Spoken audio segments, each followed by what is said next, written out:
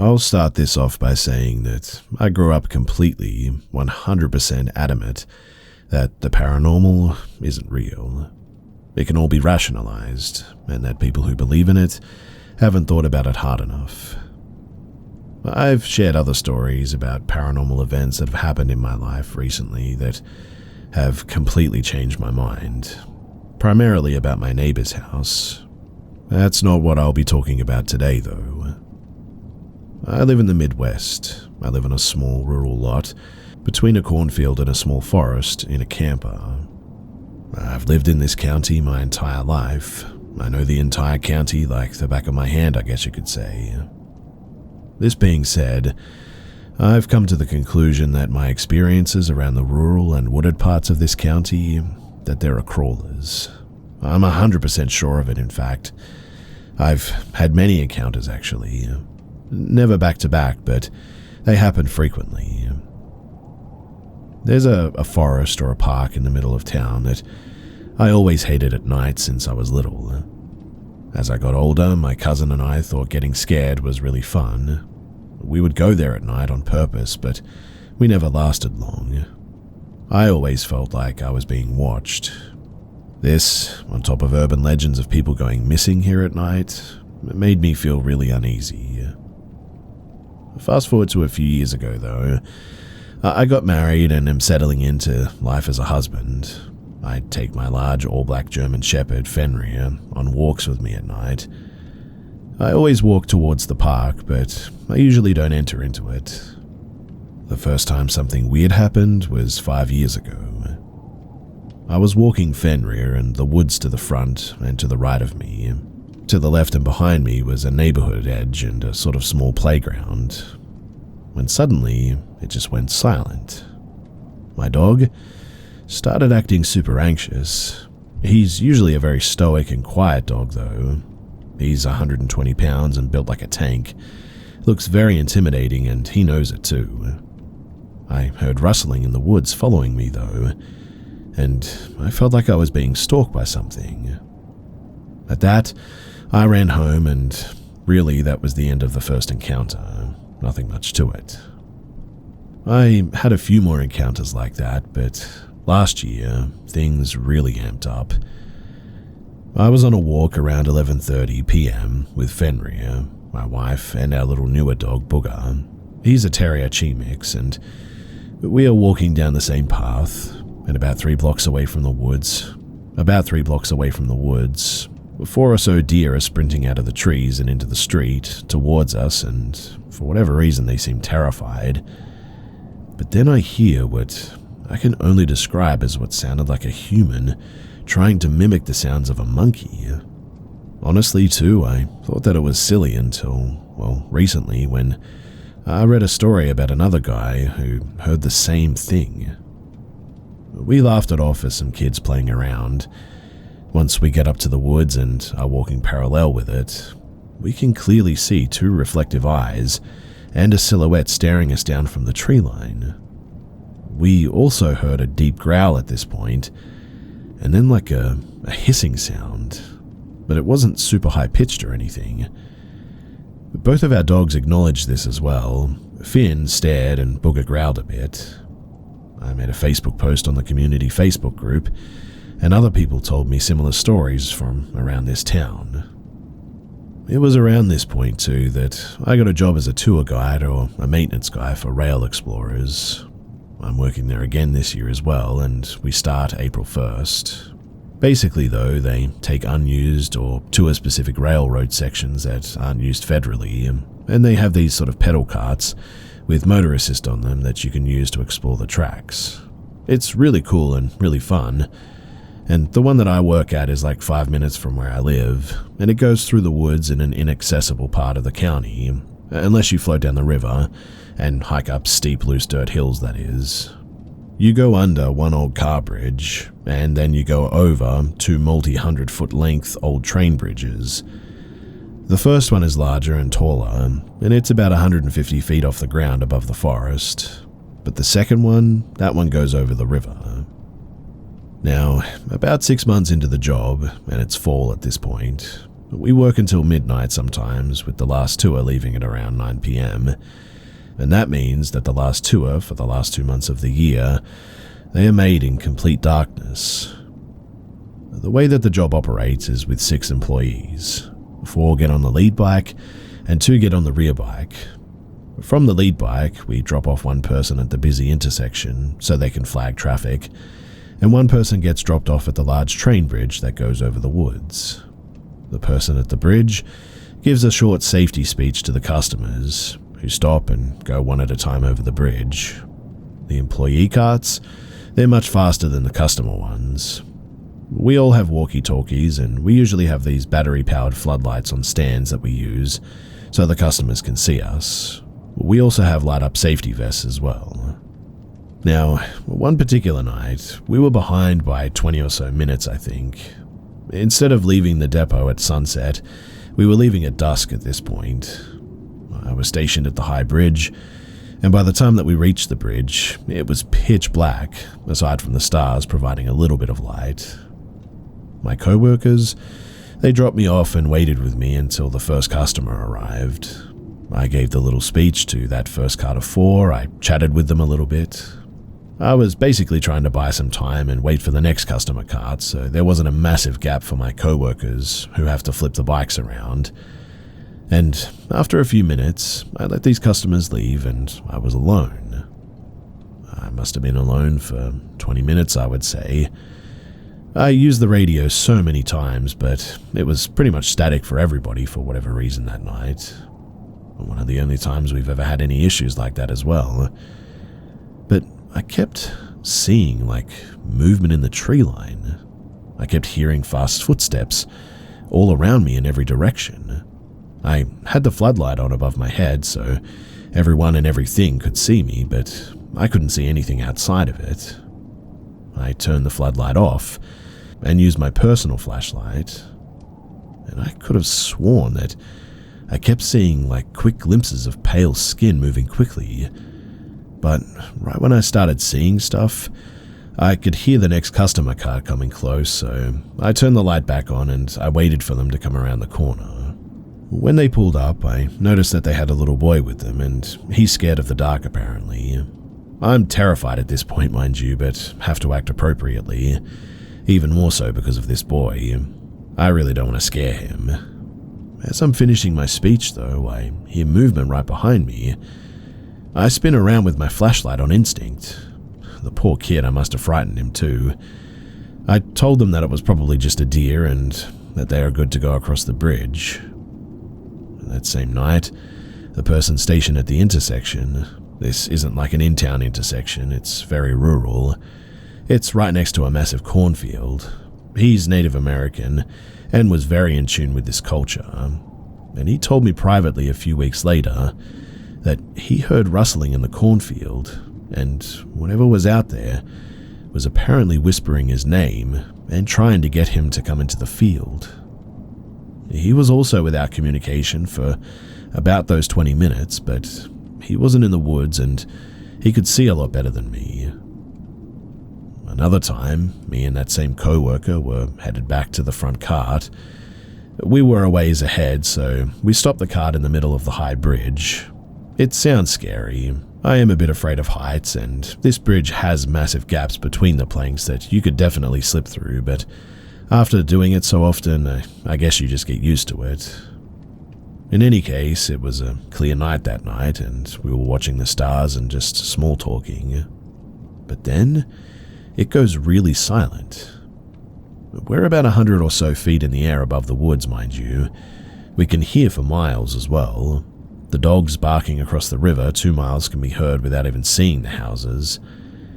But then, we hear what sounds like a human mimicking a monkey noise again, and we hear growling. He looks at me completely seriously and tells me in a stern tone that we need to get out of here right now. I drive the heck out of there, no questions asked, and he moves states to Nevada shortly after this as well. A few other things happened here and there and to co-workers as well. Each of my co-workers have at least one story to tell. I'm only sharing mine at this point because otherwise this would be way too long. But a few months go by and it's late fall, around the middle of November. I drive through that park in town a lot when I just want to go for a drive, and I had my dog again, Fenrir, with me, and it's around 2 a.m. I can't sleep, so I'm listening to Melvin's CD and driving leisurely through the park. As soon as I get past the entrance gates, though, I feel really uneasy and just sort of weird all of a sudden. Mind you, I'm not easily scared by much, but going to that park at night, it makes me feel a primal fear. It's beyond fight or flight. I've never felt that way in my life anywhere else, in fact, ever, and I feel it every time that I'm there. So I'm driving through the park and I've rolled the windows up a lot more. Fenrir can still poke his head out but can't leap out. As I go deeper into the woods, I feel just worse and worse. I decide not to turn around because I'm already past the halfway point anyway. Turning around at this point would actually make me stay in the woods longer. I started speeding where there weren't turns that I couldn't see around. I round the last corner and what I saw, it will forever stay with me. There was a pale, skinny humanoid, tall and lanky and not quite human, crawling on its hands and feet, but it was crawling so quickly that it must have been going 20 miles per hour at least. We don't have bears here. The only animal that size are large humans and deer, and I can assure you that that was no deer. It went from my right, across the street, and then just went into the tree line. Fenrir saw it too, and he doesn't bark at animals, not even other dogs, but at this thing, whatever it was, he went absolutely ballistic. He was going crazy. In fact, he was trying to force himself out of the small gap in the window, nearly foaming at the mouth and snarling. He never acts like that, ever. I'm a certified dog trainer, and I've raised him from birth, and I've never seen him like this before. In any case, I quickly got out of there, and we didn't look back. Most recently, I've sort of become, I don't know, maybe obsessed with this park, I guess is the way to say it. I've walked there at night from my camper to the park with Fenrir, and I'll never do it again. I didn't see a figure this time, but as I was entering the park, a massive owl flew by my head, so close that I could have smacked it mid-flight. This made me feel a bit weird for some reason, and as soon as I get into the park, I feel extremely weird again, anxious and nauseous. I walk a few hundred yards to the only streetlight in the entire park, and I turn around and face the woods. Me and Fenrir stand there frozen for like 10 minutes, because the silence was, again, absolutely deafening. Anytime I heard anything, I was jumpy. Finn was anxious as heck too. He kept staring into a certain spot in the woods a ways off as well. And I swear that I saw eyes in there every once in a while too. I built up the courage to walk out, and after that, I haven't gone back since. It will be interesting to see what happens at my job this year. I wanted to add that the county that I live in is packed full of abandoned mines as well, hundreds of them, and I'm not 100% sure if it's all related or not, but based on some of the things that I'm reading, apparently there might be some sort of a connection.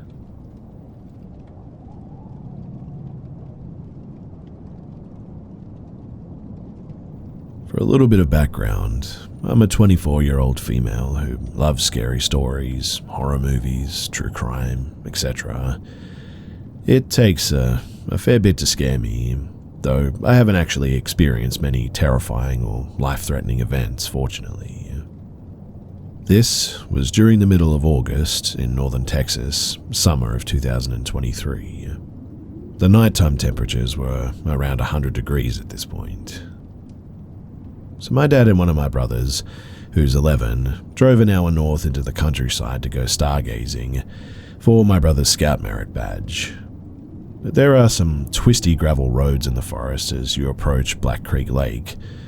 and we got to see a coyote, a deer, and even some raccoons. We live in the city, so we don't often see such animals, and we honestly thought that would be our excitement for the night. We then finally made it to the recreational park grounds beside the lake. The layout is pretty simple there. If you're standing in the round parking lot, then the campgrounds are to the north and west, the lake is south, and the path in and out is east of us. But there are no official campgrounds east of this recreational area, which is important for later. So, we got there at around 10 p.m. and we set up. We were able to successfully see some stars through my telescope as well as Saturn, which was exciting for us. Throughout this whole time, though, there are two parties, or what might have been one group in a parking lot and surrounding nearby area. One party was kayaking and then later fishing from the boat ramp area west of us. To the north, in the lot, there were two cars as well. And from that direction, we were constantly hearing a loud and sort of irritating voice of a woman who was obviously in a bad mood and didn't want to be there. She continuously cursed at someone, or no one in particular, and at one point was mad at someone for taking her keys and obstructing her from driving, which obviously made it sound like she was drunk or under some other influence. At one point in the night, around 11 p.m., we hear someone loudly, sporadically honk one of the car horns over and over in sort of random patterns.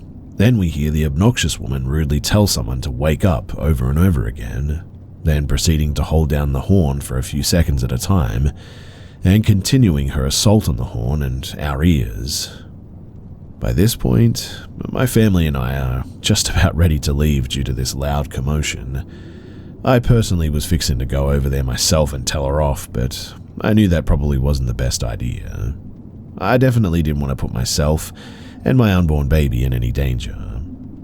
Then, for maybe about 20 or 30 minutes, we were able to watch the stars in relative peace with little noise coming from the other two parties.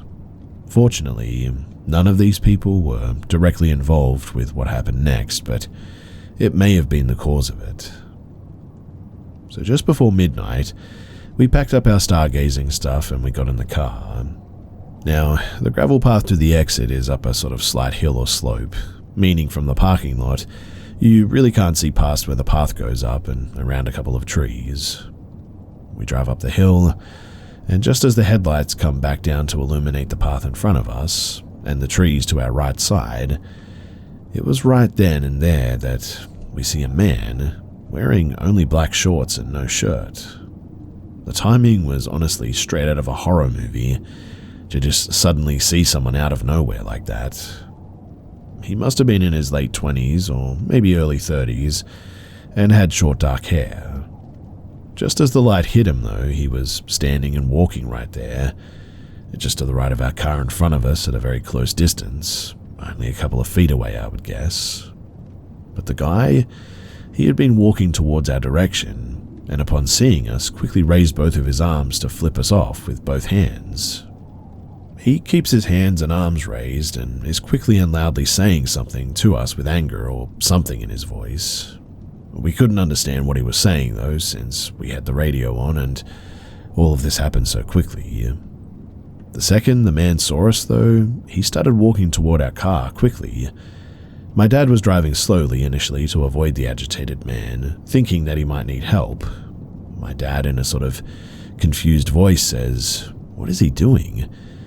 But I just reply with, "No, go, go, go," and we sped off. I knew that this was not a situation where we needed to stick around and ask questions. It freaked me out a little bit imagining what would have happened too, if the guy had reached the car a few seconds later, if we hadn't have sped off like that. I'm not very familiar with my dad's car, and it scares me that I might have ended up pressing the wrong button to lock the door or whatever, and the guy could have opened it and done who knows what. We left and we never had anything else happen, but we did wonder who that guy was and also where he came from. The direction that he was walking from had no official campgrounds, only the forest. Maybe he lived in one of the scattered houses in the woods that we'd passed by on our long journey there? I wondered why he had been walking in our direction, toward the recreational area. My best theory is that he wanted to confront the group that had been honking the horn and waking up the entire forest, but upon seeing our car leave, maybe he thought that it had been us making the racket. Even if that's not it, or the man needed help, which is not likely considering his reaction to us, I couldn't help but feel an immediate sense of danger upon seeing him. I really hope that no harm came to those two other parties that night, but honestly, he was sort of heading in that direction, and it wouldn't surprise me if there was some sort of a confrontation, or, who knows, maybe worse.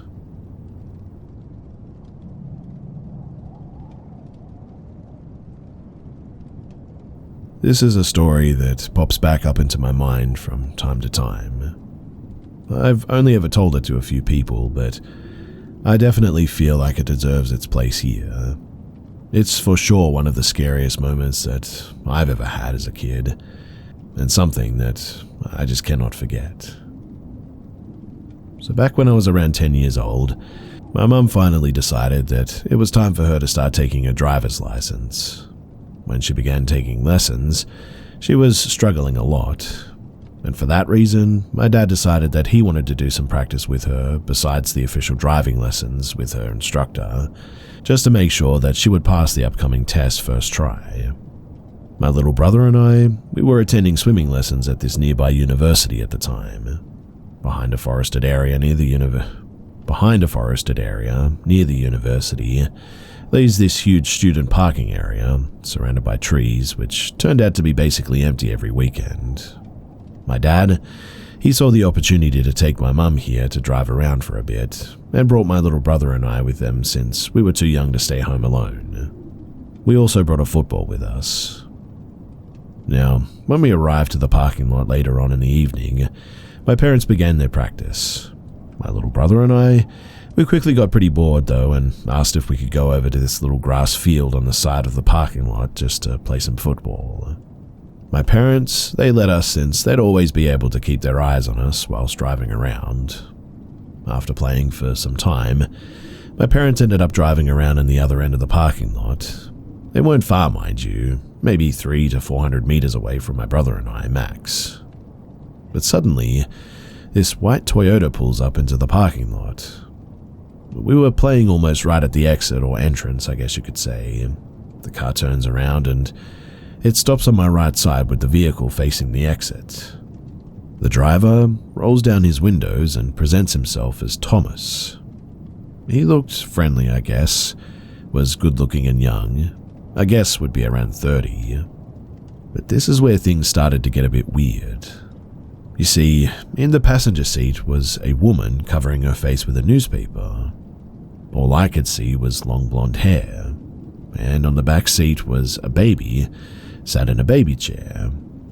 Thomas immediately states that he's from the police and that we apparently have to get into the car immediately as he has to talk with us. My brother actually took 2 steps towards the vehicle, but I stuck my arm in front of his chest as I was sensing something was off. The woman was still covering her face at this point, not saying a word. Thomas then raised his voice and told us once again to get into the car, or else he'd have to come out and get us. My brother and I, we just sort of froze out of fear.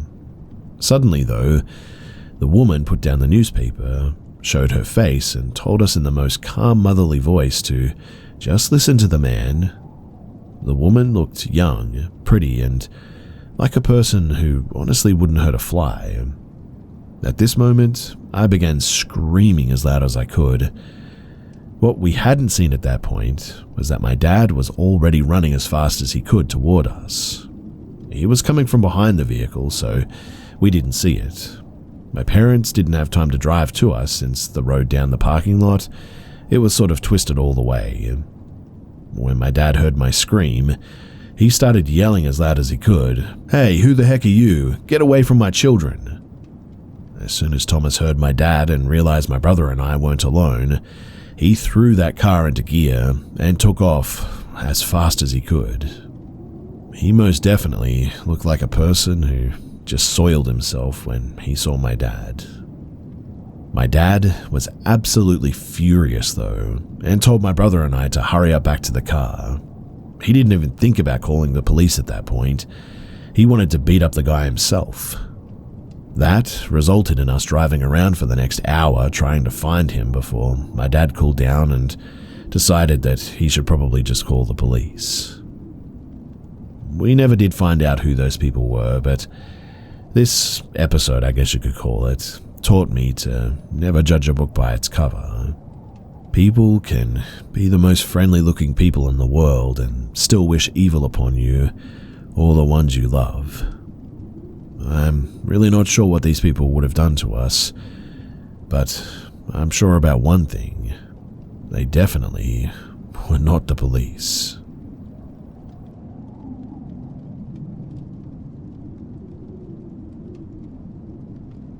So, before I start this post, I'll say that I was very young, but my mother recalls the experience quite clearly herself. I'm not really into cryptozoology at all, but I am curious if this is a common sighting, or what exactly my mother, father, and I experienced. This was along Route 66 going from Texas into New Mexico. We were heading to my great-grandfather's funeral back in 2005, in the middle of the summer, and I was 10 at the time. The sun was starting to set, and I remember us talking.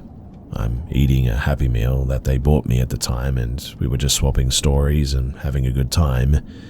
They made me this little cubby-like area in the trunk for me to lay down in, color, etc. But most of the trip was spent just looking out the window, watching things pass by.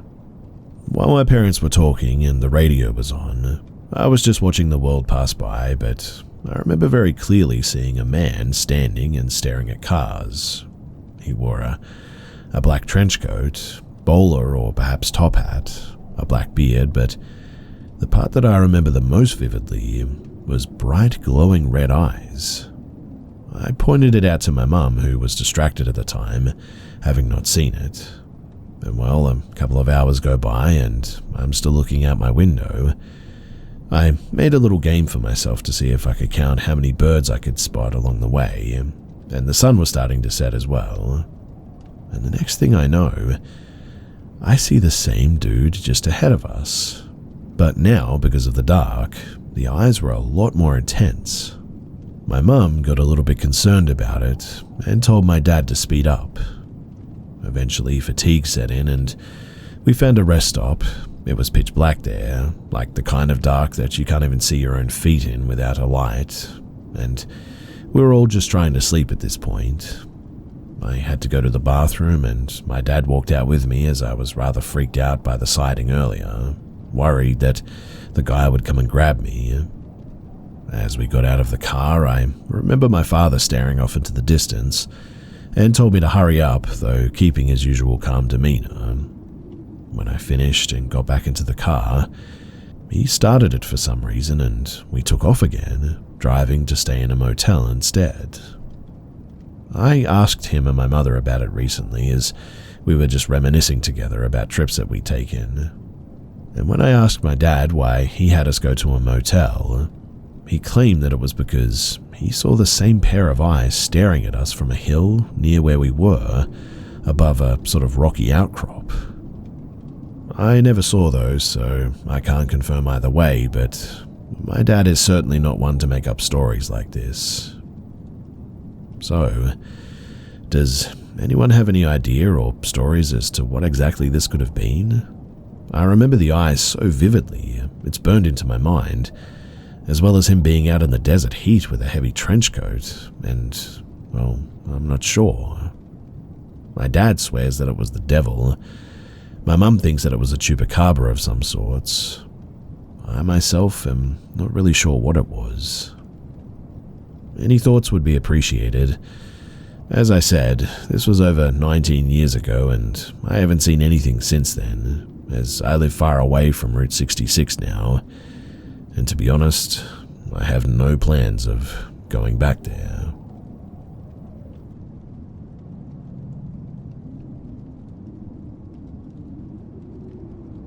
For the longest time, I have really doubted sharing this, but I just need to know if anyone can help me figure out what any of this means. So when I was 11, we moved into a new house. It was our first day there, and I was busy scrapping off the old wallpaper in my soon-to-be bedroom.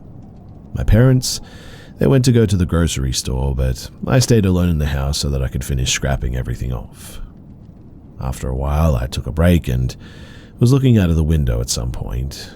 My back was turned to the door, so I couldn't see it. Then I heard the sound of a door falling shut, and so I turned around to look.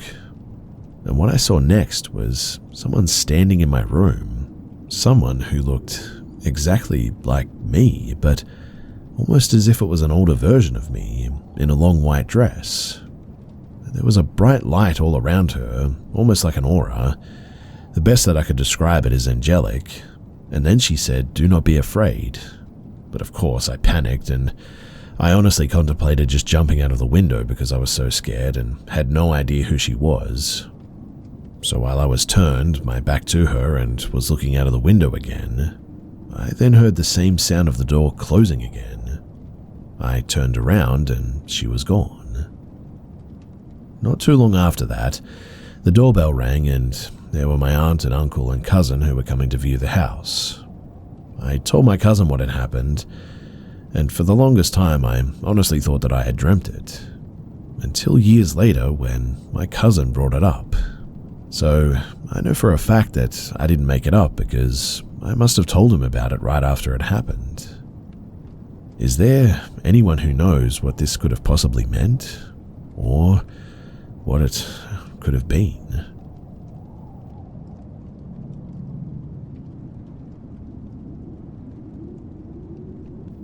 I've had a weird one that's been stuck with me for a while, and I really don't know how to make sense of it. And I have honestly accepted that maybe I'm just not going to be able to figure this one out. So, it was a normal day at home on my day off. I had just bought my house like 3 months ago, I would say, and was still getting used to it. I sat down on my sectional in the living room watching some TV. I had just made some clam chowder, literally my favorite, and set it in front of me while I put on South Park, since it's my comfort show and this was probably around noon. It was still bright out and the house was lit up through the blinds. But this is where I get goosebumps, because I cannot for the life of me remember what happened next. It was just 7:42 p.m. It was like a snap of someone's fingers and the world moved on without me. South Park was still on, definitely not near the episode I started on, which was the episode about Yelpers, and my food was still untouched where I left it. I just wasn't sitting up anymore. I was lying on the couch in front of my fireplace. But I never lay there. I usually use it to sit and tie my shoes before I head out. I can't really explain the feeling, but I'd say that there was an immense, raw sense of fear that came over me because I couldn't figure out where the time went or what had happened. There were just no pieces to put together. Besides that, too, I just felt kind of sick and out of body, which I kind of attributed to how worked up I got. It never happened to me before, hasn't happened to me since then. No history of anything like that in the family, and so I truly am at a loss for that one. To make myself feel better, I reheated the clam chowder and I ate it though. But some answers to things that have been asked of me before. Yes, I installed a carbon monoxide detector shortly after I bought the house, and it wasn't that.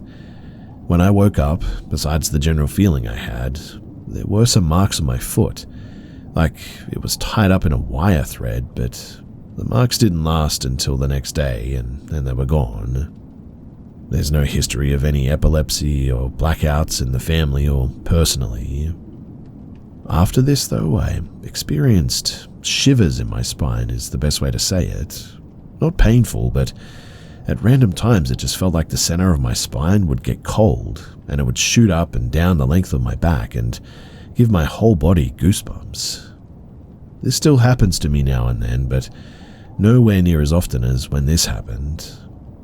I also had some missed calls and texts, but I didn't text or call anyone while I was, well, whatever happened. Missing, I guess.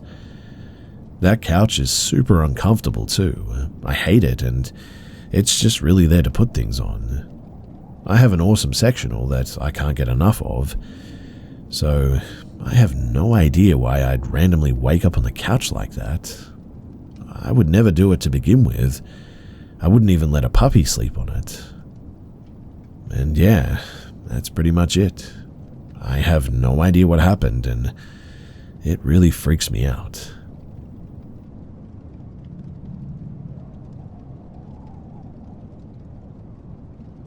It was 2009-ish. I was living on the road for 2 years at this point, hitchhiking and riding trains.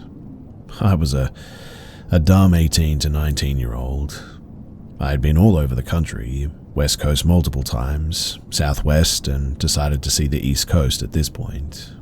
Went to Florida and went to a small festival there too. It's called a rainbow gathering. They're kind of like the big meetups of traveler kids, old hippies, tramps, these kinds of people. They're always in state parks or national parks. Rangers will patrol it and police sometimes show up, but for some reason it's allowed. Anyway, I'm not sure how, but these have been going on since the 70s, I think.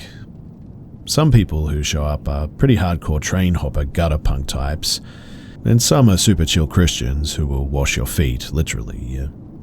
It's a very unusual festival, I guess. There are smaller regional gatherings and a big national gathering where thousands of people show up.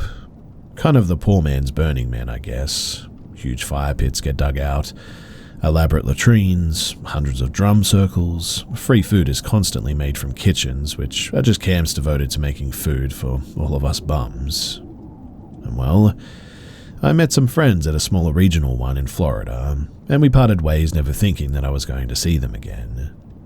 One was named Anna, and we sort of hit it off a bit. I hitchhiked north all the way upstate to New York. When I caught wind of the national gathering, which was going to be in Pennsylvania, I figured that I might as well go. I got to this gathering early, in the Allegheny National Park, and helped set up, trying to meet people, kind of looking for my group, I guess. Not sure where I was going to be camping. One day, though, I ran into Anna, who I had met in Florida.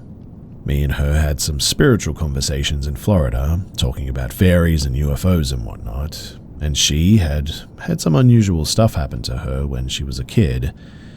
So, she and her buddy had just gotten to Pennsylvania, and we decided the three of us were going to team up. We noticed a ton of people showing up to this thing. It was getting really crowded, so we decided to move camp to a more remote area. We chose a spot off the main trail, which goes from the parking lot to the gathering. It's a couple of miles long, and there's a lot of foot traffic going up and down there, people going in and out of the festival, but we had some space. Now, this happened around dusk.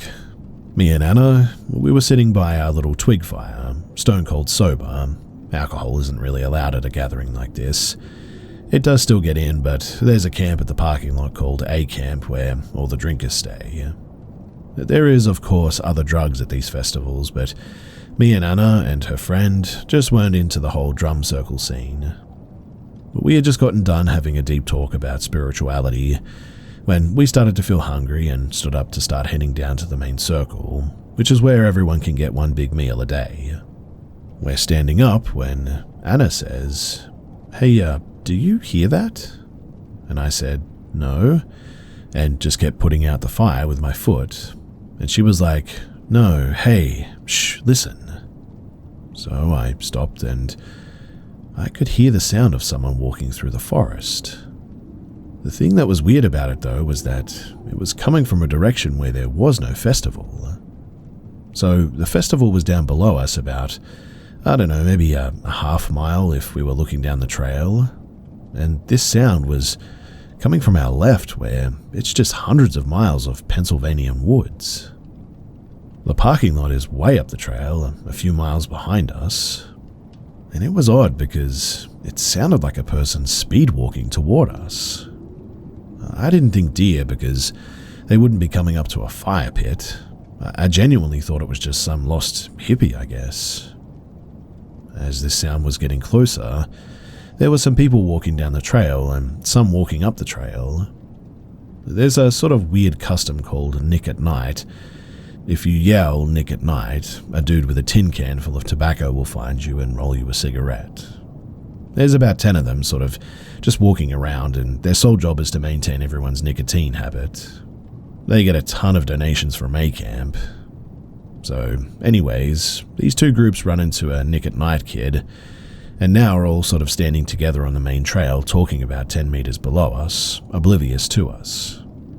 So while that's happening to our right and below us, the sound of someone walking from our left has gotten so close now that really we should be seeing who or what it was, and there just wasn't anything there. I was sort of frozen, I guess, kind of stuck in a state of confusion, and I think Anna was too. No fear, just why aren't we seeing this person? We could visibly see leaves and dirt being kicked up too, like there was an invisible person power walking by. Whatever it was, it went right up to that group of people in the main trail and didn't stop, but it slowed down like it was checking them out. They seemed to be totally oblivious to this. They were all smoking, talking and laughing, I guess. But it kind of did a turn as it went up to them and then suddenly did a straight line towards me and Anna. Anna had a keychain with a million things on it, and she was frantically looking for this mini flashlight that she had on it. It was dusk, so not bright out, but still light enough that we could see the footfalls and the debris being kicked up. My mind was thinking that there must be a squirrel or a field mouse hopping on the forest floor or something. The forest floor was covered in dead leaves, but these steps were quick, as if this was a child or a small person walking fast. It's hard to explain this, and I hope you get the drift, but this thing, it came right up to us. I am standing to the right of our smouldering fire, and Anna to the left. I could hear her just struggling with this keychain. It came right up to me, probably 5 or 6 feet away. There was nothing there though, but it did the same thing with the group. It slowed its pace like it was checking us out, like a slow trot. And as it went by, Anna said, "Hey," and shone the light where it was. There was nothing to see, and whatever this thing was, it instantly took off up the hill. Just absolutely took off. It was incredibly fast. The footfalls became like a machine gun. If I had wanted to run after it, there's no way I could have. But a second later, me and Anna took off running the opposite direction, past that group, and just kept going until we were at the bottom. A funny thing happened too. There's people at these gatherings who spend the whole month naked. They'll roll around in the mud and just look like mud people for the whole festival. One of these people we had seen around was a 7-foot giant of a man, probably 400 pounds, naked, covered in mud and leaves. Me and Anna are in full flight mode, and at this point, it's dark and we run right into this guy. It absolutely terrified us initially. Anna screamed and then we all started laughing, and I guess that sort of cancelled out the panic. We went to go and find our other friend, and it was weird because Anna was still pretty scared and she kept saying that it was because of her. Like, she had a weird fairy or alien situation happen to her as a kid with her mum, and she felt like whatever this was because of her. I don't know about any of that, but she did not want to talk about it after, and I just could never get her to elaborate any further. Me and this other friend, we were all about it, and we went back up there. Anna said that she wasn't going and wanted us to pack up the tent. And we'd sort of hung out, tried to look for tracks with our lights, listened, but nothing else ever happened. Honestly, I've gone from thinking that it was an alien like a grey to maybe a ghost or maybe a fairy or a gnome. One person said that it could have been a pukwudgie. These are like Native American gnome things that are tricksters and can turn invisible apparently. They're supposed to be in that area allegedly, but again, I don't know much about any of this stuff. All I know is that there was something invisible walking there that day, and I saw it with my own eyes and heard it with my own ears.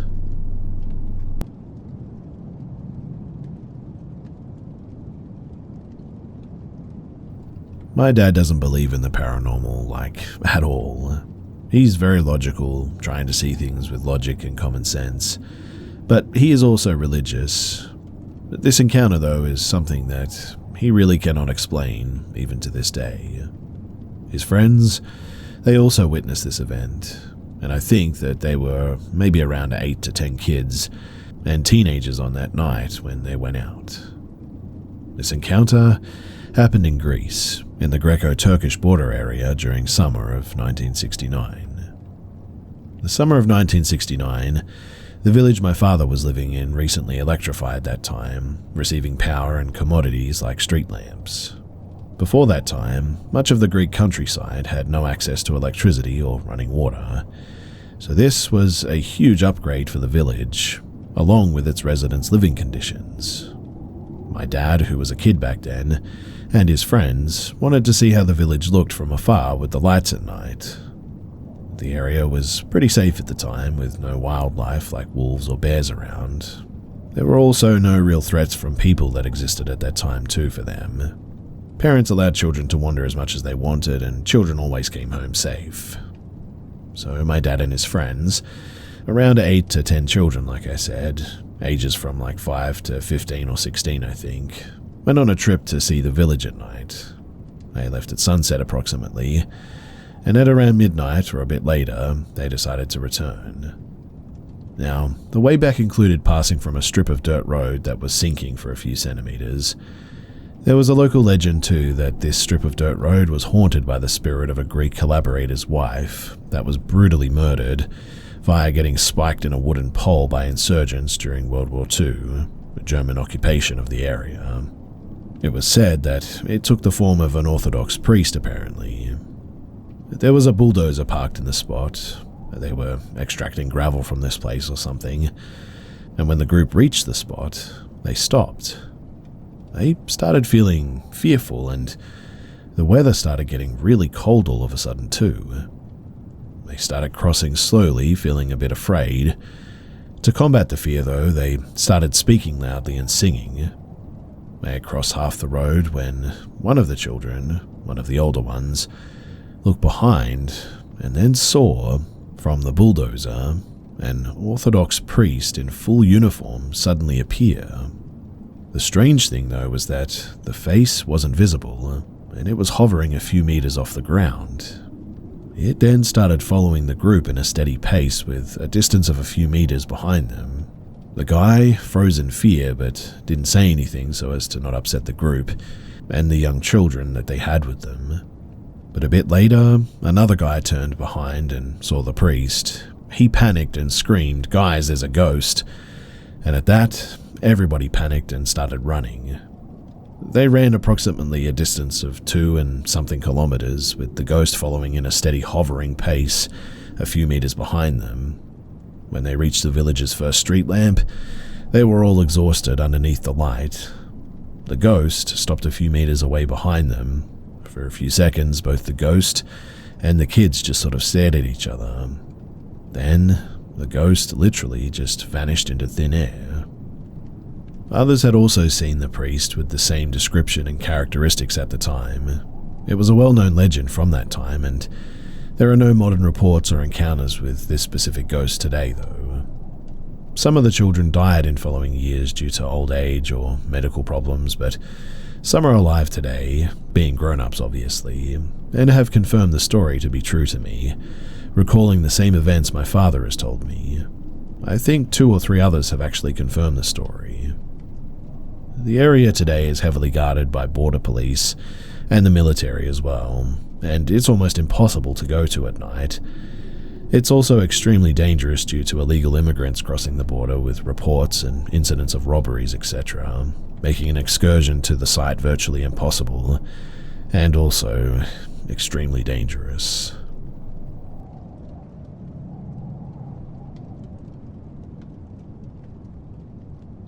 This happened in the US, Virginia, near George Washington National Forest. It started off as a normal night, driving around back roads, blasting music, just hanging out and catching up with a friend when we pulled up to a sharp turn, and as soon as we started slowing down, I noticed something standing behind a tree at the turn. Its eyes were green and glowing, but when the lights from the car illuminated the tree, the figure stayed completely black, its eyes being the only thing glowing. Almost like the way light hits an object and is supposed to bounce off didn't work on its body. It was just like the light gets pulled into this darkness and not skin, like Vanta Black but alive. At first, I honestly thought that it was a deer and I was misseeing things, but this is a gravel road where the tree line starts almost at the edge of the gravel, and when we got closer, I noticed this thing was tall. I'm not sure if it had antlers or if it was just the branches without leaves, but I'm 6'2" and this thing was as tall as me at least, probably even taller. I didn't say a thing because, quite honestly, I thought that I was hallucinating or something. And well, my friend took the turn slow because it was basically a right angle and then stopped. When she stopped in the middle of the road, she turned the music off and asked, "Did you see that?" I said, "Yeah, I thought it was a deer at first, but it looked way too big to be one." She said that she was thinking something similar, so she started looking for her flashlight while I grabbed the baseball bat from the back seat. We got out and it had to have been at most 2 minutes that passed since we stopped. We walked to the same tree that we thought that we saw this thing, and we didn't see anyone or anything. We looked around for quite some time, but there was nothing. The tree that it was behind was quite small though. I mean, if you were a pretty big guy, it would barely cover your shoulders, if you were trying to hide behind it, that is. And for sure it would not cover your belly, your nose, your butt, or anything like that if you were standing alongside of it. And well, at that, we got freaked out. We didn't hear anything like leaves rustling or sticks breaking from someone running, so we went back to the car and we left to go to our smoking spot for the night. It's basically just a pull-off down the side of some gravel road, but a little ways down where no one can see you. We got out of the car and I started drinking again, and then we heard what sounded like coyote howls and leaves rustling around us. So, being dumb 20-year-olds, we just opened the doors from the car and turned the music on full blast to try and scare them away. I went to pee at the front of the car, and when the music started blasting, we started dancing together in front of the headlights. We laughed about the fact that we were dancing right where I had peed, and we had a pretty good time. But I must admit, the whole time it just felt like we were being watched by something. That feeling you get when somebody's staring at you was just always there. But I guess we really didn't care at the time. I drew a picture at work the next day and I sent it to her, and she said it kinda does look like what she saw, but that she didn't want to talk about it anymore. I still don't know what it was, but I'm glad that she was sober because I thought that I was just seeing things.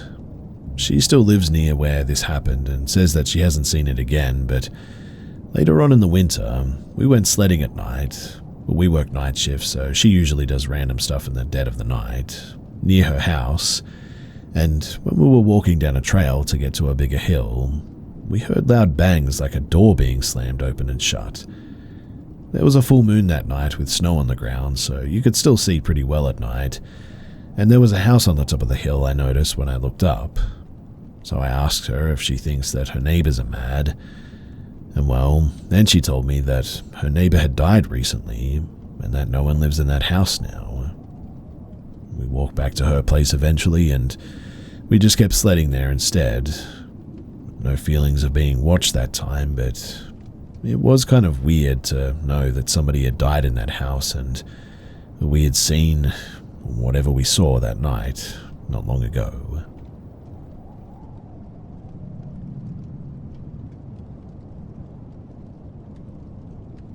So, this isn't something that I personally witnessed. I was told this story by one of the men who allegedly saw it. For context, this guy had run with some questionable crowds and did what jobs he had to do to make money at times, if you get my drift. So he has a lot of stories. I mostly consider this a tall tale, but there is still enough of it that makes me wonder, well, what if? According to him though, we call him Zed, he had been finishing up some work down in Louisiana back in the late 1990s with his buddy and had a few days to kill, namely to get some fishing and hunting in, albeit out of season. One of the guys that they had worked with gave them directions to a spot way back in the swamps and marshes, or the bayou as it's more commonly called, that they could do that without risking being caught by fish and game agents. He said one of the best things about this spot was there were, oddly enough, never any alligators there. Bit of a red flag, that one for sure. Anyways, one fine morning they set out in their boat before the sun was up, navigating their way through the swamps. From what he described, this was a section that was close to the Mississippi border, routes used by smugglers to move various products across state lines. They finally arrived at the spot after a few hours and some detours, their way of not saying that they got lost, turned off the motor on their boat, and started fishing. The trees were just thick enough to prevent you from being seen from overhead, and they were essentially in a huge inlet that was somewhat sheltered from the rest of the bayou, and had the start of solid land along two sides of it. By solid land, that also meant that you could walk across 10 to 15 feet of muck that could suck your boots off before you got to the solid ground. So, according to Zed, the day was progressing and fishing wasn't going great, but they still had some beer, so they weren't inclined to go anywhere. They both noted that, as the guy had said, there were no alligators. Normally, you could spot them lurking around or sunning themselves, but they were just utterly gone from that spot, as were most of the big fish, it seemed. It was at this point that they observed a herd of feral hogs emerge from the undergrowth on one side of the lagoon and make their way to the muck that was described before, and commence to start rolling and rooting around in it to their heart's content. Zed and his buddies slowly angled their boat closer, as they had sidearms with them and certainly had no issues with getting wild pork instead of fish if the opportunity was there. The hogs were leery but not afraid, keeping the humans in their line of sight as they frolicked. Zed saw that they had no real way to get to a hog if they shot it there, so they just sort of floated along and watched for a good opportunity. But instead, they saw something else entirely. According to Zed, that's when they saw the mud start to move. He knew instantly that it wasn't an alligator, as an alligator would be flailing around in the mud trying to reach the hogs, and whatever this thing was, it was covered in the mud. Now, the only way that he could describe it was something was pushing its way through the muck, like a mostly submerged bulldozer, creeping up on the pigs. They watched as it slowly approached a cluster of hogs who had noticed the movement, but seemed more curious about what it was than afraid. One of them, a pig that Zed esteemed was between 150 to 175 pounds, was the furthest out in the muck and made the mistake of attempting to sniff at whatever the intruder was. Zed said that, quicker than they could react, something lunged out from the muck and was suddenly attached to the pig's head and face. As the pig thrashed and tried to jump back, letting out the most blood-curdling scream that they'd ever heard, the thing was hauled partially out of the muck and came into better view. Zed realized quickly that it seemed to be an alligator snapping turtle of proportions that he had never ever heard of. I mean, he's seen the one that they keep at the Bass Pro Shop that got big enough that it cracked a tank and had to get a new one, and he said that it was like comparing a chihuahua to a pit bull. It was still partially obscured by the muck that was covering it, but Zed swore that its shell had to be at least the size of the hood from a Volkswagen Beetle. He was an extreme car enthusiast, so he knew his vehicles. His best guess on its weight was it was well over 500 pounds, and was now backing up into the deeper water, dragging the pig with it. Zed said, from what they could see, the turtle's head was so big that it was able to fit its jaw partially around the pig's skull, and its beak was now essentially acting as a meat hook. Apparently, it was about a 30-second fight to drag the pig out of the lagoon, but Zed said that it was clear that the pig just never had a chance. The turtle dragged it out into the water, and the pig made one last desperate attempt to break free. Apparently, too, hearing something scream underwater one last time is as unnerving as you'd imagine, and Hollywood really doesn't get the sound right. It then just went absolutely quiet after that. According to Zed, he and his buddy sat there for a minute processing what they had just seen, and except for the froth on top of the water and stirred up mud, there was no sign anything had just happened. The other hogs had obviously fled as soon as their comrade was attacked, and except for some bugs, it was almost completely silent. They couldn't say why, but Zed said that they booked it out of there at that point, that something was off and it just felt wrong to be there. And I mean, it wasn't like they could go to Fish and Game and describe what they saw, but they did fill in their acquaintance on why there were no alligators in that area. As far as Zed knew, nobody else had ever seen this colossal turtle before and came forward to talk about it at least. But Zed said that it was big enough that if it caught a person unawares, it could easily overpower and kill a human the same way that it did that pig. Or perhaps if you had a body, this would be a great place to get rid of it. Again, this is how the story was told to me. It's not my story, and I'm inclined to mostly believe that it's a tall tale, or an exaggerated one at least. But it does highlight that you don't need something as fanciful as a skunk ape or a Bigfoot to be nervous about what might be lurking just out of sight.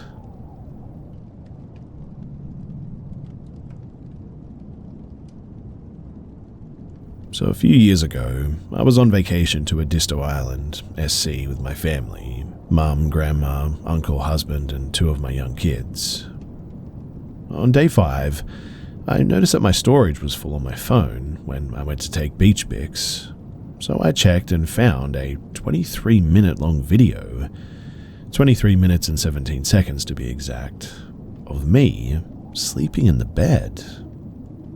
After watching it a couple of times, honestly, I was half scared to death.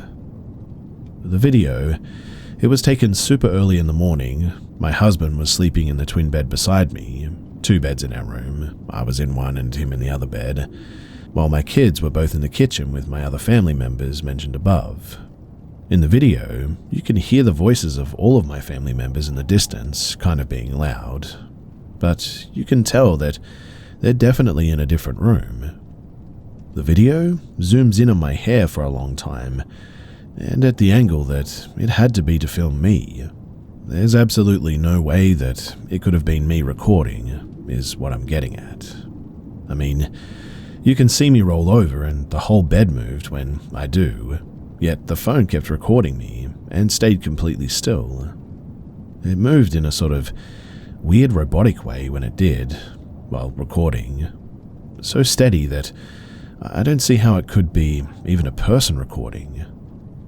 It stayed on me most of the video, continued to zoom in and out on my hair. Then it slowly turned to my husband laying in the other bed, showing him sleeping, so it definitely wasn't him recording me. This also might be too much information, but I sleep in my underwear only, so I'm positive that it was not any family member trying to play a trick on me. None of them would have recorded me naked, and hearing them in the other room ruled them out anyway. We were staying in a condo on the 2nd floor up. Our doors were locked and it was a small room. I really don't see how someone could have gotten in, especially without waking us. Plus, they would have had to have been standing above me with my phone. It freaks me out. You can also hear me starting to wake up near the end of the video, saying my husband's name while I'm sort of half asleep, telling him, "You know we need to get up soon, right?" Followed by, "I'm freezing." I've thought on that so much too. I really have no way to explain this. I don't really believe in ghosts enough to say that it could be something like that, but I just really can't explain it. It still gives me chills, and I can no longer sleep with my phone beside my bed since it happened, unless it's on a charger, but I don't know why that seems to give me some peace of mind, but for whatever reason it does. I genuinely believe now more than ever that I will forever be trying to understand what this experience was.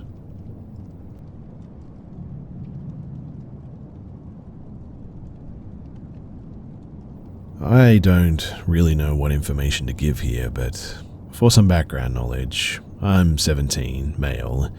The friend that I'm about to mention is also 17 and male, and his name is Chuck.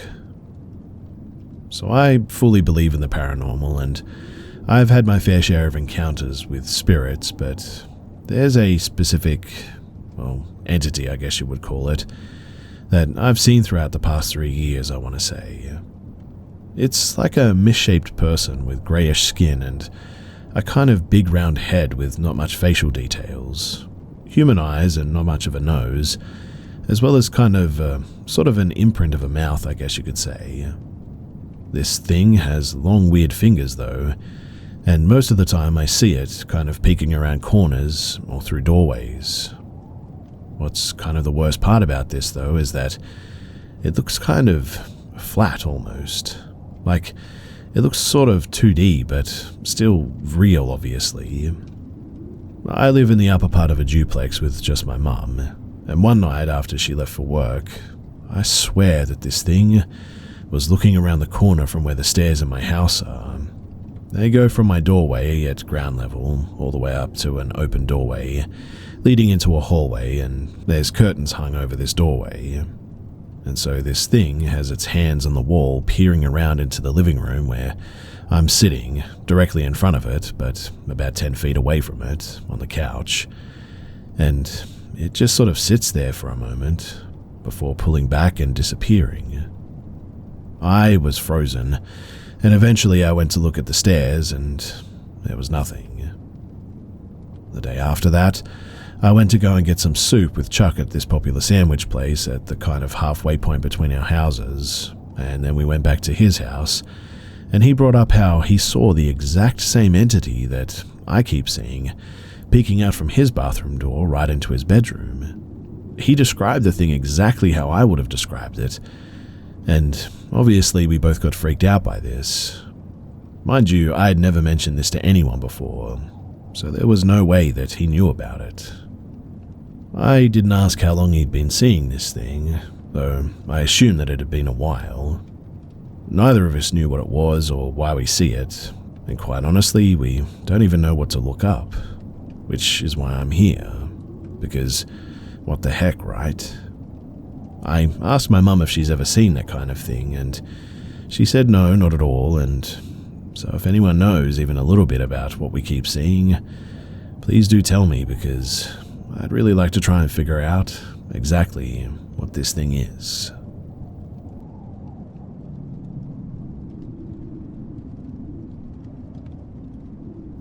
This happened some months ago now, precisely on the 5th of November. I live in northern Italy, so that was the evening in which the red aurora borealis appeared visible for us. I was chilling at home after a long day when one of my friends calls me and asked me if I wanted to go and try to see the aurora with him. I said sure, because I'm always up for an adventure, and from where I live on the top of the mountain is a circuit like 1 hour in a car. So at about 9:30ish, he comes to get me and we go up. We even see a cute chunky fox while ascending. When we arrive at the top of the mountain, there's a big parking lot there and we get out of the car. It's pretty freezing, the wind is howling. We encountered only one other car on the road and one is parked at a distance from us. Apparently empty or just dark, I guess. We take some pictures. Can't really see the aurora, but just some reddish specks of light here and there. Still pretty magical if you ask me.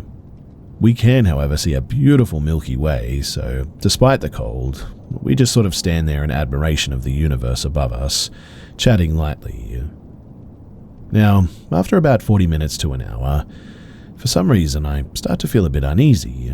Not really with a reason, But then my friend goes to pee, short distance and remains in sight, and I concentrate on the surroundings. As I'm used to giving credit to my internal voice, I listen to it, and that's when I suddenly start picking up on something. I hear footsteps. Every time the wind goes down, they go silent, but a bit delayed. But despite this, I can clearly distinguish them, as the ice snow crunched under the weight of somebody when the wind picks up in strength. I tell my friend when he comes back. We listen, and he confirms it, as they're getting progressively closer. We made eye contact, decided that we had seen enough of the stars that night, and didn't want to stick around to find out what this was. Calmly walked to the car, locked the doors, and we booked it swiftly down the mountain. We kept checking in on the news the next day regarding robberies, etc., but we never heard anything. I'm still amazed and kind of spooked, I guess, with how sudden a very calm, peaceful, and overall nice night almost resulted in a dangerous encounter, I guess. A biped trying to sneak up on you? A biped trying to sneak up on you like that really doesn't seem friendly.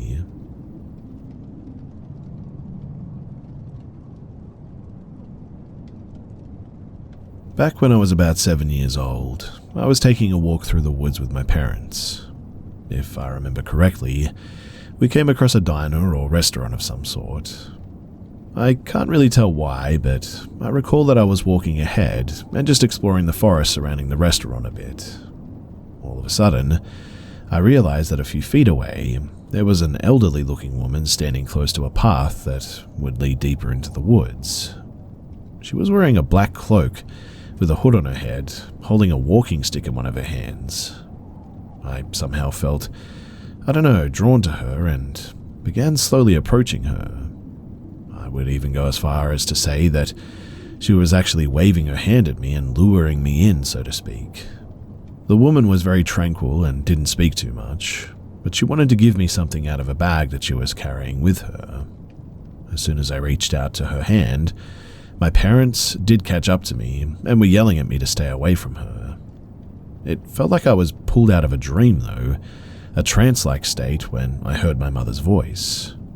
I turned to my parents, turned back to the elderly woman who was smiling and now slowly making her way into the forest, and turned back to my parents again. For one last time, I was trying to catch a glimpse of the woman, but to my surprise, she was gone, as if she vanished completely in thin air or ran into the woods pedal to the metal. In either sense, it was weird. Of course, I was young and could be reading way too much into it, but I am wondering if anyone has experienced something similar before.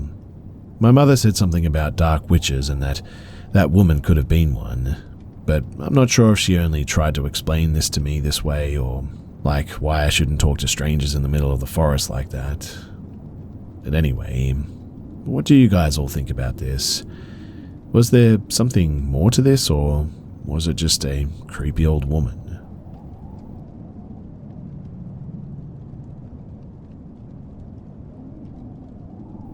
So I was walking my dog in a small bush track near where I live.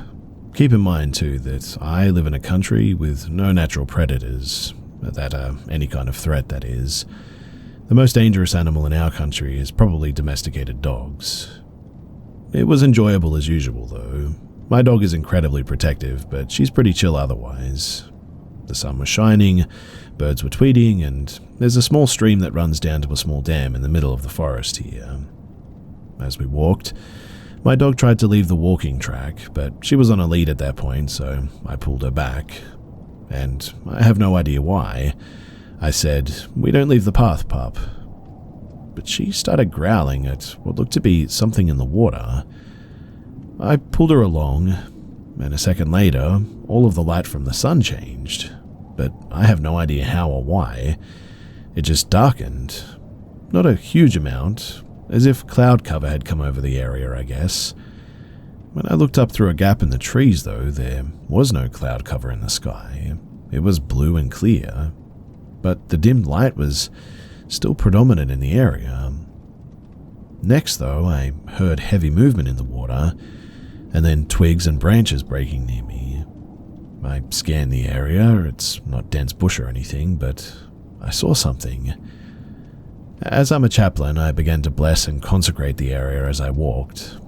The next section of the walk is gravel, and I thought that I could hear footsteps following me, so I turned to look every few steps, but saw no one. Suddenly, though, I caught the whiff of like a dead animal, which lingered no matter where in the bush I was, and I was suddenly incredibly anxious and felt like I was being watched.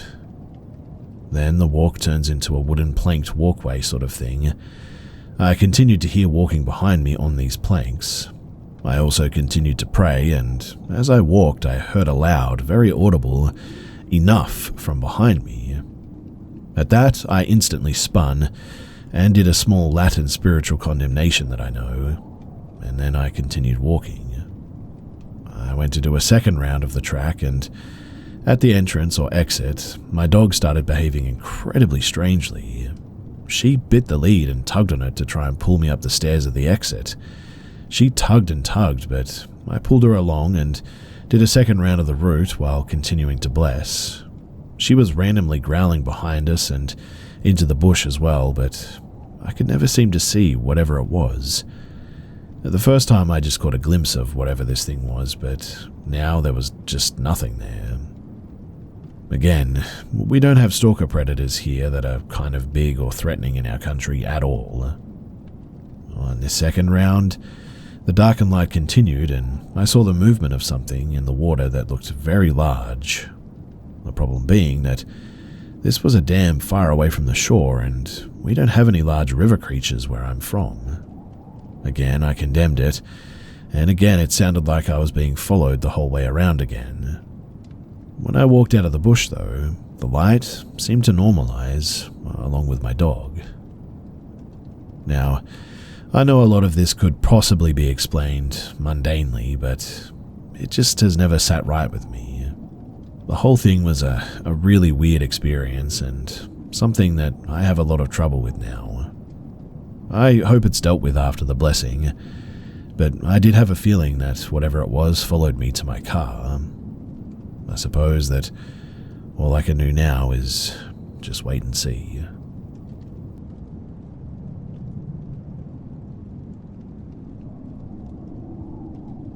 Me and my boyfriend live in a house that his father passed away in before we lived here, and I believe that someone else had died here before that as well. There have been a handful of times in the last year where I'll wake up and think that I see someone standing over our bed. One time I thought it was my boyfriend's deceased dad, in fact, but they always end up being a poster or my dresser that I'm looking at when my eyes adjust. I can't describe it, but it sort of morphs into what the real object is. After being convinced I was seeing ghosts, I turned to the internet and I found out that those are called hypnopompic hallucinations. Now, for the past week or so, I've started to intensely see things in my peripheral vision, though. This has happened rarely throughout my life, but has been honestly non-stop happening recently.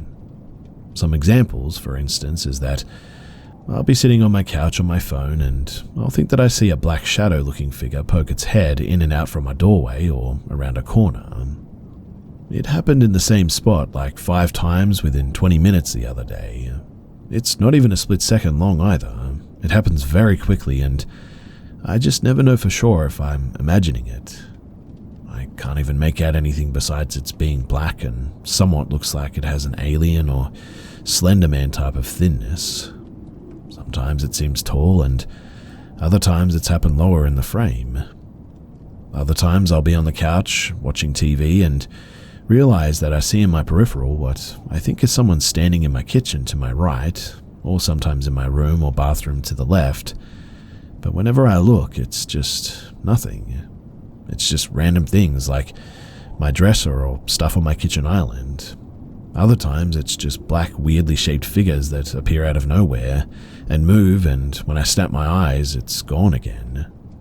It makes my heart sink every time, and honestly, it really scares me. I never know if it's actually happening, I suppose, but when I try to really think about this, I start to get genuinely concerned because I do have some mental health issues, nothing that would cause hallucinations, I guess, and am worried that this could be related to that. Or maybe it is something paranormal related, and I have no idea at this point what to do.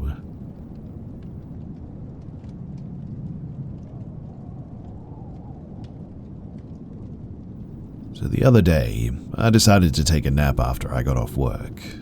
I really don't nap often, maybe like twice a month if anything, and I've noticed that when I do nap, I can never fully let my mind shut off, so when I fall asleep, I'm never in an actual deep sleep. I feel like I'm somewhere between asleep and awake, I guess, still aware of my surroundings with my eyes closed, if that makes sense. Well, when I was napping on this particular day, I felt something crawl up on the edge of my bed, and it made its way over to my body. I was laying on my side and had a blanket up to my chin, so I couldn't see what it was, but it felt like a man, and at first I thought it was my husband, as he had gone to the gym, and I thought maybe he came back and was messing with me. But as its head got closer to mine, it kept making a loud breathing sound, and in my sleep I remember I could see my room, and I was able to barely take a peek at it, and it looked like a man wearing a white mask.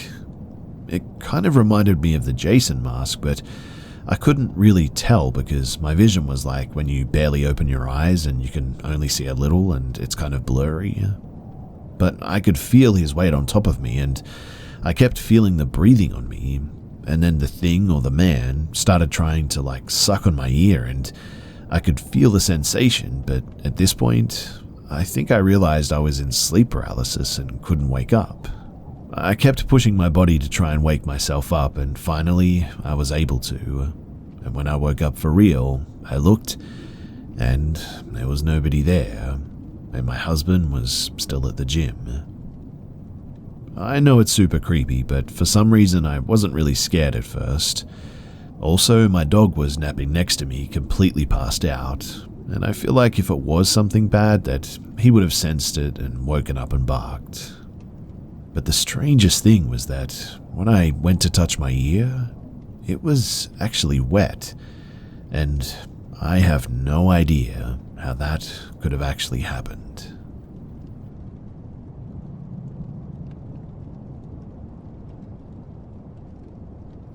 So I grew up in a small town in the Midwest, where my family lived close and everyone, at the very least, knows their neighbors pretty well. On our block, my grandparents lived on the corner closest to us. On the opposite side of my grandparents' house, we had an elderly neighbor with her house facing the smaller cross street. So, between the three houses, all of our backyards connected, but part of our backyard was fenced off because we had a pool. So to get from my house to the elderly neighbor's house, we would have to walk out our back door and cross into my grandparents' yard and turn left, walking the outside of the fence, through a wooden garden arch into the neighbor's backyard. Now, the elderly neighbor was my best friend when I was little. She was widowed before we ever met and lived alone. She did have adult children, but I never saw them until after she passed. We would garden together all the time, in fact. We did craft projects together. My favorite, though, is when we would sit on her couch together and she would have me read comics from the newspaper to her.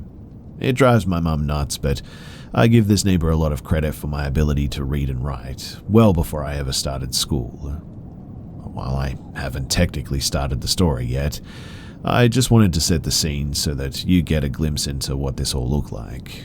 This was a very peaceful town. The people around us loved us and knew us well. There was never any disturbing events prior to what follows. I had spent years in and around these three houses and beyond, and never encountered anything negative. And this started as a single event when I was about 12 years old. So, it was an early afternoon in the middle of summer. My mum and I were in our kitchen sitting at the table. She was looking at a magazine and I was reading a book. Our back door was off the kitchen. She was sitting with her back to it, and I was facing the window across the table that shared the exterior wall with the back door. It was a really hot day too, and we never had AC, so we were enjoying the breeze from the window. My older brother, about 14 at this time, had been outside mowing the elderly neighbor's backyard. The back door opened, and I looked up to see him coming inside. At first, I assumed he was just sweating, but quickly realized that he was actually in tears. He wasn't sobbing, but was whimpering, like people do if they're exhausted or defeated. He was extremely pale and just stood there inside the doorway. My mum had turned toward him as I was still studying him, trying to process his state of emotion. He was just staring at us both though, looking up the couple of steps to the kitchen, wide-eyed and shaking. My mum obviously asked what's wrong as she quickly got up, moving to him. She immediately wrapped her arms around him and the sobbing started. Then his words came spilling out of him, not incoherent, but so rapidly and hysterically that it was pretty startling. I don't remember everything he relayed verbatim, but he started rambling about hearing voices, moving shadows, footsteps around him, and no one visibly there. My mum then lifted this 14-year-old, gave me a glance, and carried him, sobbing, to the living room. I honestly don't know how their conversation ever ended. I'm pretty sure at this point that she thought that he was suffering from some kind of heat stroke. I was shaken by my brother's distress, but also intrigued by what he had been saying. I was 12, it was summer, it was daylight, nothing was going to scare me. So I walked right out the back door, took the short brick path into my grandparents' yard, turned left, and walked the fence line towards the garden arch. The second that I passed under the arch into the elderly neighbor's yard, I felt instantly nauseous. It was intense, in fact. The best way that I can describe it is the sort of painful nausea that follows a heavy blow to the abdomen, minus the actual impact. I doubled over, holding my stomach. I immediately noticed the air was heavier and increasing in density, and felt very, electrified almost. It was a lot like standing inside of television static, like every atom was charged and visible to the point that you could see them move as you moved through them. I started to hear footsteps, initially soft thumps on the ground. I could feel them too. This was accompanied by a faint and very cliché sort of maniacal laugh that seemed to be coming from the treetops, like a single voice but from every tree or in the atmosphere itself. Then I kept catching glimpses of shadows that started in my peripheral vision but remained present till I focused on them before disappearing. They didn't have any discernible shape or consistent size, well, yet at least. Still clutching my stomach, I stood up slightly. The footsteps were getting heavier and heavier with every second, to the point that if I were to see a group of giants running circles around me, I wouldn't have been surprised. The laughter kept getting louder until it peaked at more of a sort of shrieking, mocking sound. The shadows were the same, the air was the same. The trees, though, they started shaking. Mind you, there was no wind this day. These were giant oaks as well, some of them almost 5 feet in diameter, and they were shaking like rattlesnake tails from trunk to the very top. As you can imagine, my head was spinning, my senses were all going crazy. I was well beyond terrified and forced myself to ignore the pain, stand up full, and run. I turned and ran back through the arch parallel with the fence, and caught more shadow movement near it. I turned to look and saw what seemed to be 4 tall figures, like shadows that were cast into nothing, completely black, no transparency. They had no detailed features within the blackness, but the edges of them seemed like the outline of 7 to 8 feet tall, cloaked bipedal figures. I couldn't see any faces, but I could still tell that they were looking at me. They sort of floated along the ground too, which was the oddest thing to me at the time, moving with me but were about 20 feet away. Then, one after another, they disappeared into nothing, behind nothing. Well, I frantically made my way back to the house, threw the door open, ran inside to see my mum back in the kitchen. I immediately started telling her everything. She gestured for me to calm and quiet down. I lowered my voice and finished sharing my experience. She asked me not to say anything to my brother because he was also very shaken and would be very upset to hear more about it. He was always the most sensitive out of us all as well. But after that was about it for that day. Within the next year or two, we had moved to a smaller town and a new house, unrelated to these events, mind you. My brother never had any other experiences, my other two brothers never experienced anything, and neither did my parents. Those years and beyond up until age 17 for me, though, were very different.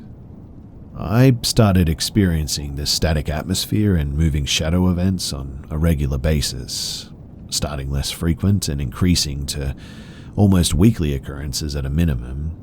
These events would happen randomly at any time of the day. I was alone or even sometimes in company. No one else ever seemed to notice it, though. They became so common that it mostly stopped being frightening, in fact. There was always a sense of unease, though, I guess. Like when you get the sense that someone you just met is probably not a good person. Except, in this case, the creepy or bad person is actually 10 or more amorphous shadows that move in and out of existence at random, and their presence means that you can feel every molecule around you. Then, it even got to the point where I could make them appear. I know it probably sounds stupid, like why the heck would I even want to do that?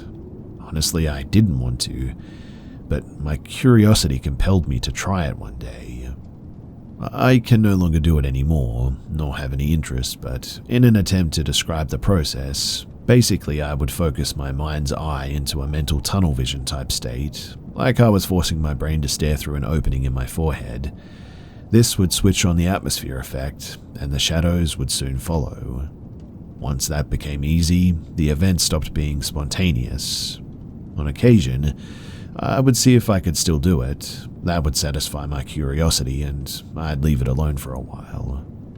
Honestly, too, as I share this, I realize I have no idea of how these events concluded every time. I assume that it was constrained to my surroundings in the moment, and just walking away was sufficient. But then one night, whatever these things were, they forced their way back in, and it was also the night that it all ended. At the new house, we had a lot of property and outbuildings. One of those became a sort of playroom for my brothers, myself, and whoever we were hanging out with. We could be as loud as we wanted out there, and be loud as late as we wanted to, because it was far enough from the house that we wouldn't disturb anyone. I had picked up playing a guitar a few years prior, and would spend a lot of time down in that building since I could be as loud as I wanted. I had just gotten a new amplifier, so I was excited to use it as much as I could. It was late evening, early morning, and I had been playing for hours at this point. I noticed that the volume knob on my amp seemed loose and kept sort of slowly turning lower gradually. This annoyed me, so I cranked the amp all the way up and started playing as fast as I could, just watching the knob, when suddenly it twisted straight to 0 right in front of me. The moment my amp went silent, the air just exploded with the previously mentioned electricity, more intense than I had ever experienced. Since I had been leaning forward watching the amp, I wasn't focused on the room around me, and as I sat up, I realized that it was teeming with these creature things, these shadows. I was alone in a room with easily over 50 of them at that point. They seemed to almost ignore me mostly, but not as if unaware. More like I was just old news, I guess. The way these things moved was always gliding, though. They would disappear in a way that was like an object rapidly melting but out of existence instead of leaving a puddle. Then they would reappear somewhere else. In any case, I felt frozen in my chair until I saw a larger movement from my left side. I turned and saw one of them on the wall, clearly defined in form as a giant spider. This thing was about the size of a crib mattress. Again, internally formless, but I was able to discern some movements. I know that spider anatomy doesn't work this way, but I also don't believe for 1 second that this was actually a spider, wherever it was from. This was just a chosen form, I think. So I could tell that the carapace or head was slowly rotating toward me by the way of the edges of it moved. It appeared to eyelessly catch my presence, and it suddenly dropped from the wall to the floor behind a stack of boxes. I didn't know what its intentions were, so I leapt out of the chair and ran out of there as fast as I could. Running up the hill to the house for the first time, I could feel the accompanying unsettling darkness pursuing me. It was closing in physically and also in my head. I got inside and ran to my bedroom, dove face first into my bed, burying my face into a pillow, and I pulled my blanket over me. I could feel darkness invading the space around me, enveloping everything. I had prayed many times before in my life, but never like this. I really didn't know what else to do, so I just started praying as hard as I could. The only thing that I was praying was, please make this stop. I don't want this anymore, over and over again. And in a dark house with my face in a pillow, I suddenly just had the sensation of light coming through my eyelids. This itself was startling, so I sat up and looked for a source, but there was nothing. But I remembered and felt darkness again, so I went back to my original position in prayer. Light came again. Again I looked up, and again I saw nothing, but could feel the dark presence returning. Realizing that it could only be returning if it had been receding, I went straight back to prayer, and I didn't stop. The light returned and started to build in intensity. It got to the point that it should have been blinding, but for some reason it wasn't. I was also overwhelmed with a sense of warmth. I hate being warm at the best of times, but this was the most comforted that I've ever felt. As the light reached its brightest point, there was also what sounded like a soft roar that came with it, and then it just went out. Everything was dark again, but there was no foreboding darkness anymore. There was no fear, just calm. I remember sitting in my room after that, just sort of looking around and not knowing what to do. Eventually I got up and I think I went to the bathroom, and after that, it just never came back. So yeah, that's pretty much everything, and I've never really told this to pretty much anyone before, but it feels good to finally get it off my chest.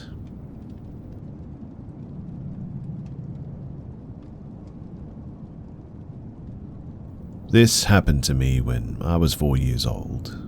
It's been 30 years, but I remember it like it was yesterday. There were so many strange occurrences in this house, but this is the one that started everything. My entire family has lived in the same small SE Kansas town for like 4 generations now. My mother grew up there and moved away with her mother when she was around 15. A year later, she was involved in a very tragic car accident where she was the only one who survived. After waking up from a month-long coma, there was a lawsuit against the company who owned the other vehicle, and my mum won a large settlement. Shortly after the lawsuit, my mother was whisked back to the small Kansas town by her father. It wasn't long before my mother was back in high school, met my father, and was pregnant with me. By the time she was 17, she had married my father and graduated from high school. They bounced around from small house to apartment to small house again. In a town of 1,000 people, there isn't much to choose from. Eventually, they got sick of the roach-filled slums, and they decided to use the money my mum had to buy a house. As with the rental side of things, houses were somewhat tough to come by as well. Most homes are family-owned and have been for decades, but they did find one house available for sale. The house that they settled on was a large 2-story home across the street from the high school. It was built in the 1800s, when the streets in town were either dirt or brick. And as with any big, creepy old house next to a high school, people talked about it, but none of my parents' friends had ever actually been inside. When my mum viewed it, she found it to be absolutely beautiful. She insistently spent most of her settlement on the house and purchased it in her name alone. My mum, dad, and my 3-year-old self moved in shortly after. Less than a year later, my parents divorced and my dad moved out though. My mum and I ended up living here mostly alone for the next 9 years. I know that this is getting a bit long too, but it's important to understand the layout of the home for this and almost all stories that happened here, so bear with me. So you open the front door to a large staircase in the middle of the home. On the left was a small living room area, and on the right was a larger living room-esque space, bisected by what was once a double doorway, but the door was missing. The bathroom was under the stairs, which led to one downstairs bedroom. Spanning the back of the home was the kitchen and laundry room, which was clearly once a back porch. Upstairs was a bit strange, but the staircase was in the center of the house, which led almost all the way to the back of the home. At the top of the stairs, to the right, was a bedroom, mine, and to the left a long hallway.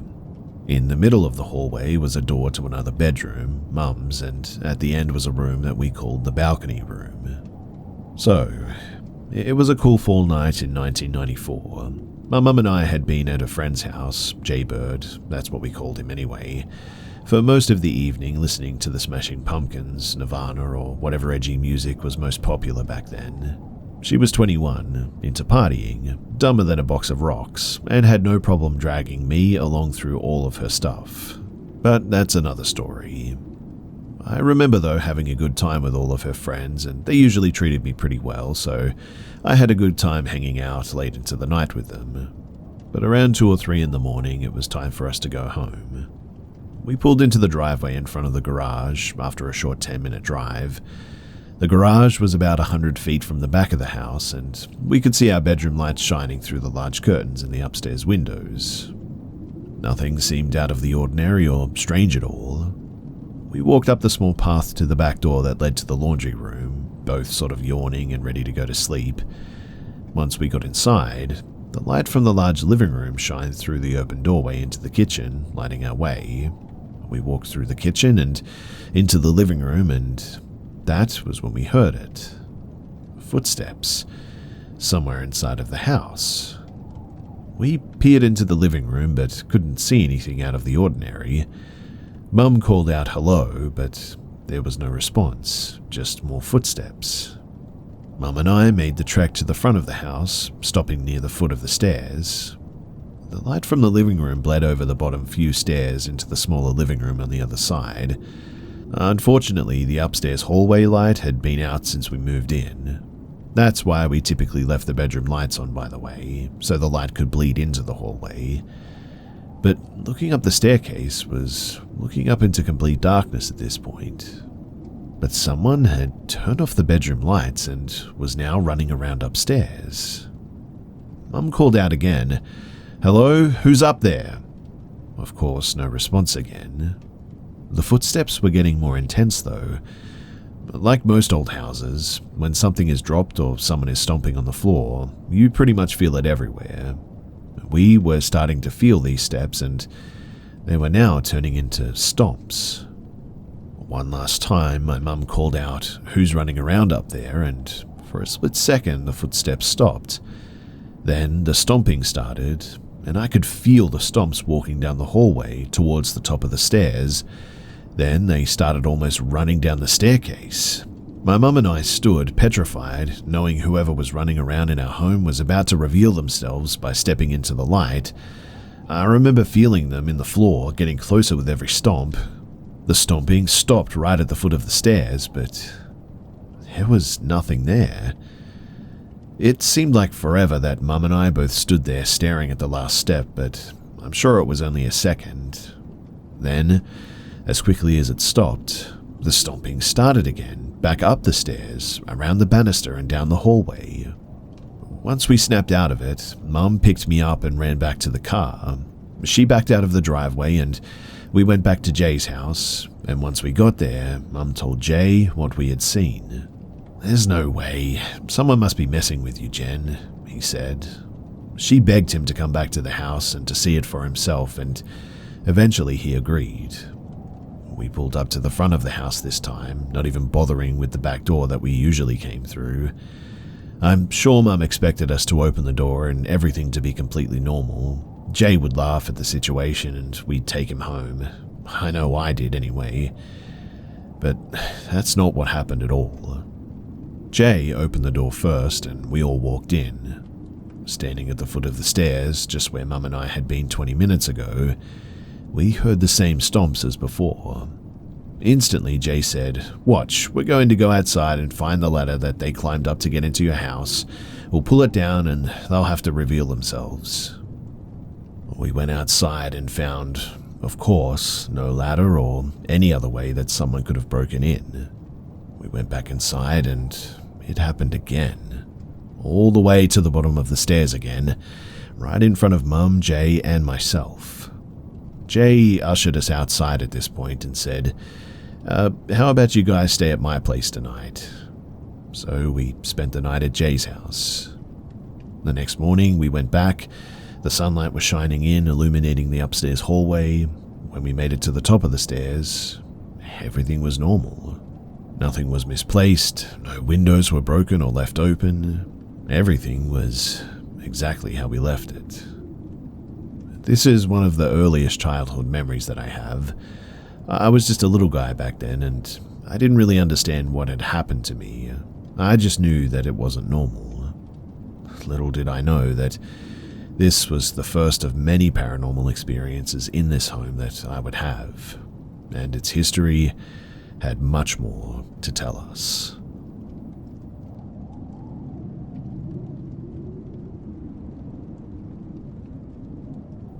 This happened in New South Wales, Australia, in the late 70s or early 80s. I can't remember exactly, but it was well before I was born. So back in those days, people used to hitchhike a lot. My mum and her friend, they were heading into Sydney to party, and so they wandered along the road with their thumbs out until they got a ride. Mum sat in the back, her friend in the front, and the guy who picked them up seemed friendly enough, chatty and polite, and he was happy to drive them into Sydney. It wasn't until they noticed the car was heading the wrong way that things took a turn. They were not going towards the city, but heading deeper into the forest. The driver had now gone silent too. Finally, one too many turns had been taken in the wrong direction. It was palpably obvious that they were not heading into Sydney, so one of them was like, "What the heck is going on? Where are you taking us?" He broke his silence then just to say, "You just shut up and sit there. You're going where I take you." What he didn't realize was that in spite of being a small and pretty woman, my mum, well, she was my mum, and she was sitting behind him. She took her pocket knife out of her bag, unfolded it, reached through and put the blade very firmly against his throat, and she said in his ear, "If you even try to touch my hand, I will kill you. Turn this car around right now and drive us into Sydney." He didn't say a word. He just turned the car around and drove towards the city, and my mum sat up and kept that blade pressed against his throat right up until the minute that he pulled over, and then her and her friend got out of the car. And when she got out of the car, he drove away quickly.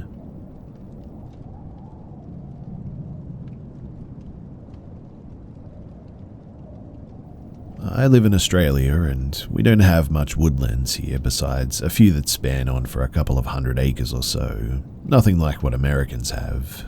And when I was younger, I'd get lost in these woods a lot, I guess. And sometimes even sleep in them for a couple of days, at most surviving off fish and creek water. I never had any creepy encounters, besides this one time. So I was about 10 years old, and just like I do at least once every 2 or 3 years, I had gotten lost in the woods again. I was completely fine during the day, as I had eaten an hour prior to realizing that I had no idea where I was. So I had the old, "oh no" moment, here we go again, and decided to walk around to find some sticks to make a little fire. I knew a lot about outdoor survival as my family went camping a lot, and I watched videos on YouTube all the time since it interested me and I love the woods. I had set a fire up as it started getting dark and was about to put out my fire before I saw a small deer on the tree line, just nearly out of range of my fire's light. It was staring at me, which gave me an odd feeling, but I just went, a little deer, and waved to it. The deer scurried off into a bush behind it, and I couldn't see it anymore. But then I heard this really weird noise like twigs snapping, and all of a sudden a much larger deer came out of the same bush that I just saw the small one jump into. At this point, I knew something was off, so I stood up and stared at the deer as it stared back at me, and I was mentally preparing myself for the idea that this thing, it may run at me. I was a kid back then, and I mean, what am I supposed to think? The deer started walking a bit towards me, and I sort of backed up a little bit, crouched down, but as the deer kept getting closer and I kept backing up, I looked down and realized that this thing had a hoof directly in the fire and wasn't reacting to it at all. This obviously creeped me out a lot. I mean, his fur was burning and it was starting to burn its skin, but it just wasn't reacting. I immediately set off bolting at this, but I heard it running after me.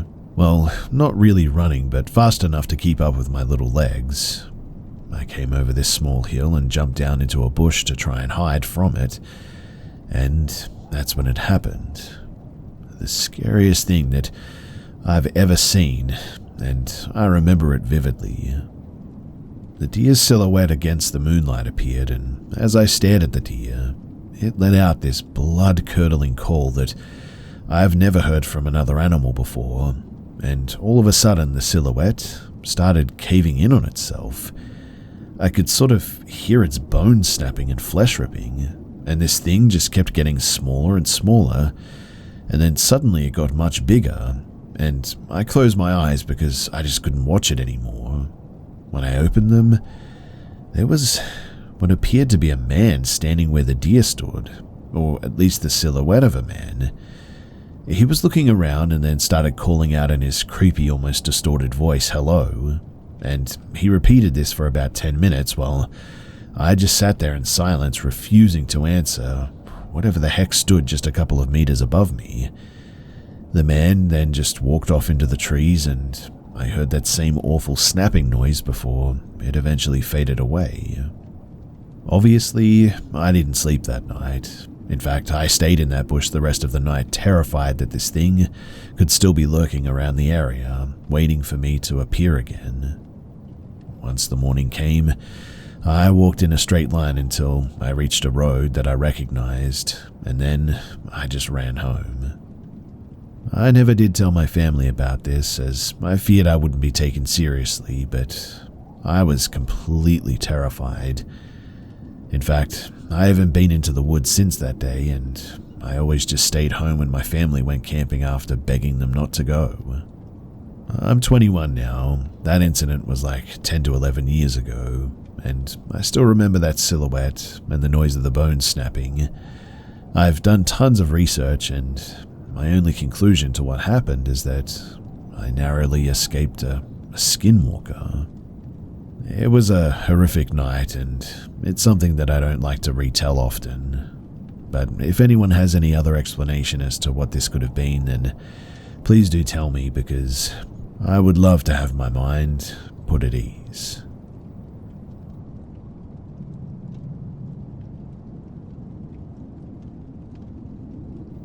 It was the summer of 2005.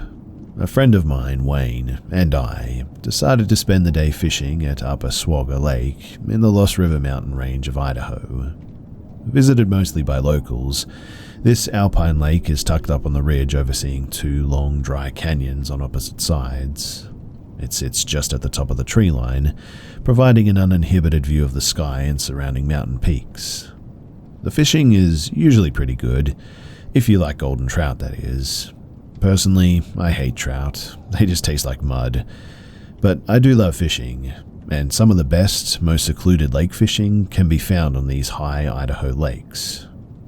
Getting to the lake is not an easy task, though. It's a 100-mile journey over a lonely highway from the region's largest town, Idaho Falls. When you hit the dirt road turnoff, there are miles of four-wheel driving up the canyon to the hiking trail. Once at the trailhead, it's a 2-mile or 1,000-foot vertical gain hike up to the lake. But when you finally arrive, surrounded by the bald peaks of the Little Lost Range, it is well worth the effort. So, arriving at the lake at around noon, we spent the day fishing, relaxing and chatting. Far down in the canyon, out of sight from us, we continually heard periodic loud blasts.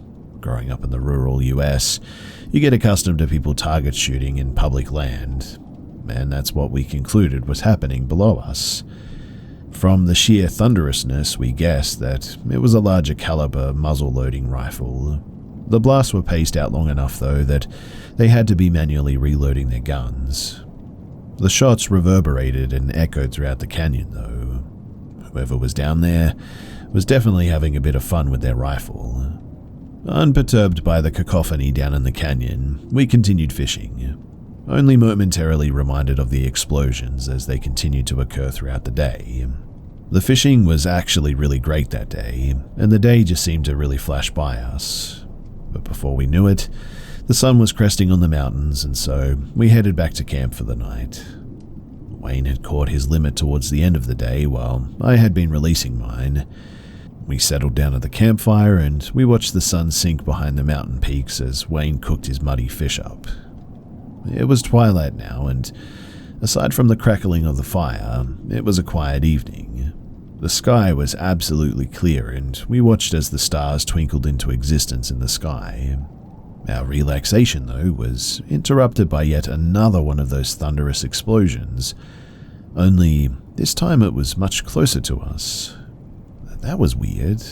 Target shooting is extremely dangerous at night. Whoever was down there in the canyon was being pretty irresponsible.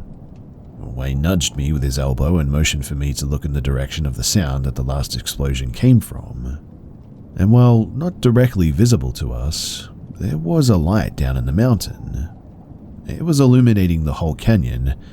From the angle of the tree shadows, we could see the source of the light was not at ground level too. It was actually up high in the air, and it seemed to be moving. We watched in bewildered silence as the light moved up the canyon. We still could not get a direct line of sight of it. There was another blast that seemed to shake my skull this time. The light in the canyon flashed almost 100 times brighter than before. We could absolutely not make sense of anything that was happening at this point. As we sat there, though, unsure of what to do, the light rose upwards out of the canyon. As it crested the trees and continued to rise, we could finally get a direct look at this thing. It was a brilliant ball of yellow golden light. Getting a size estimate was difficult, but I figured it was between maybe 20 to 40 feet in diameter. The light rose silently above the canyon and then above our elevation at the lake. It stopped several hundred feet above the surrounding landscape and just stayed there. The object's surface shimmered and danced as we watched it. Little feathers of sparks would periodically jump away from the object and fall down towards the trees below. Wayne looked at me, and all I could do was shrug my shoulders and give him a "I have no idea" look. After a few minutes, though, the ball's surface stopped dancing. It was completely still in the air above us. No sound, no movement. With no warning, it exploded in a deafening shower of sparks and blinding light. Wayne and I instinctively jumped into the dirt and covered our heads. The light was so bright that I felt I could see through my closed eyelids. The explosion shook everything around us as well. I could feel the shock resonate in the ground beneath me. It was like the world was coming undone at the seams. Then, all of a sudden, everything was absolutely silent and dark. The whole event could have only been a handful of seconds long, but it felt like hours. When we looked up into the sky, the ball of light was now gone. We were left alone in just the dim light of the stars.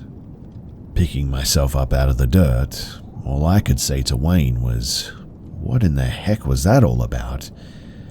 He chuckled nervously but didn't reply. We surveyed the camp and the surrounding area. Nothing seemed damaged or disturbed. There were no signs of fires that were started from the explosion. In fact, it was like nothing out of the ordinary had happened. The one thing that was off, though, was the time. It was late twilight when the light exploded above us, but my watch was showing 2 o'clock in the morning now. Further baffling us was Wayne's fish. They were now charred cinders above a bed of red coals that was once our campfire. Now, I'm well aware of the phenomenon of missing time, but that was just not possible. The stupid thing exploded, we hit the dirt, and then when we picked ourselves up, I don't know, it couldn't have been more than a couple of minutes from the explosion to us getting up like that. I didn't have the mental capacity to process what had happened. I headed to my tent and I went right to sleep. It was a deep, dreamless sleep that night, and when I awoke in the morning, the sun was illuminating the tent. Wayne was already up and fishing. I asked him about his thoughts on what happened last night, and he simply shrugged and said it either didn't happen or we saw something that we probably shouldn't have. It's that or Marvin the Martian tried to kill us or something. We fished for a few hours that morning, then decided against camping another night at the lake. We packed up camp and we hiked down to our vehicle. This happened almost 20 years ago now, and I've been back to that lake several times over the years. I've never seen or heard anything like what we saw that night again. I don't have an explanation for what happened, and to be honest, I really don't believe that we ever will.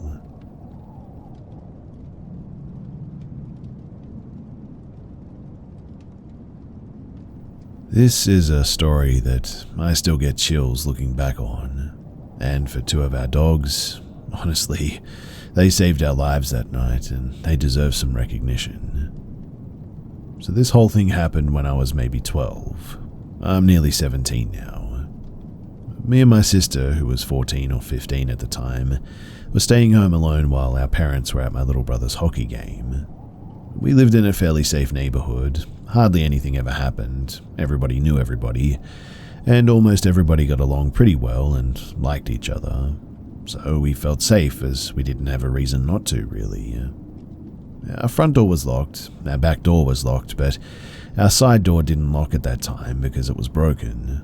But no one ever used it anyways, so my dad hadn't gotten around to fixing it yet. Me and my sister, we were in the living room watching TV and doing homework when we heard the fence outside of our house making some noise. It sort of sounded like someone had jumped over the fence. So my sister looked through the blinds and, sure enough, someone had jumped the fence. 2 people actually, and they were dressed in mostly black, with like a hospital mask over their faces. We freaked out and we hid in between the couches in the living room. When we heard the front doorknob wiggle, of course it was locked, so it didn't open. But we knew that whoever it was would go to the side door next, and that one would open. In that moment, I was the most terrified that I had ever been. But once the door handle started jiggling loud enough that my dogs had woken up, at that time I had a Tosa and a Rottweiler. Once one started barking, so did the other one, and eventually it was just absolute pure beautiful chaos. That was also when we heard them scream, "They've got dogs." Then we heard the fence make the same noise again, as if someone jumped over it. Later that night, a local gas station near my house got robbed by 2 armed men, and the news report showed the same people that we had seen, same outfits and everything, except this time we got to see their faces. Our dogs truly may have saved our lives that night. The funny thing is that our dogs are the biggest lovers. They may be loud and bark, but they wouldn't bite or attack, well, anybody. This was the one time, though, that I was very glad that these dog breeds are associated with being quite scary and aggressive, because clearly they scared off whoever wanted to break in that night.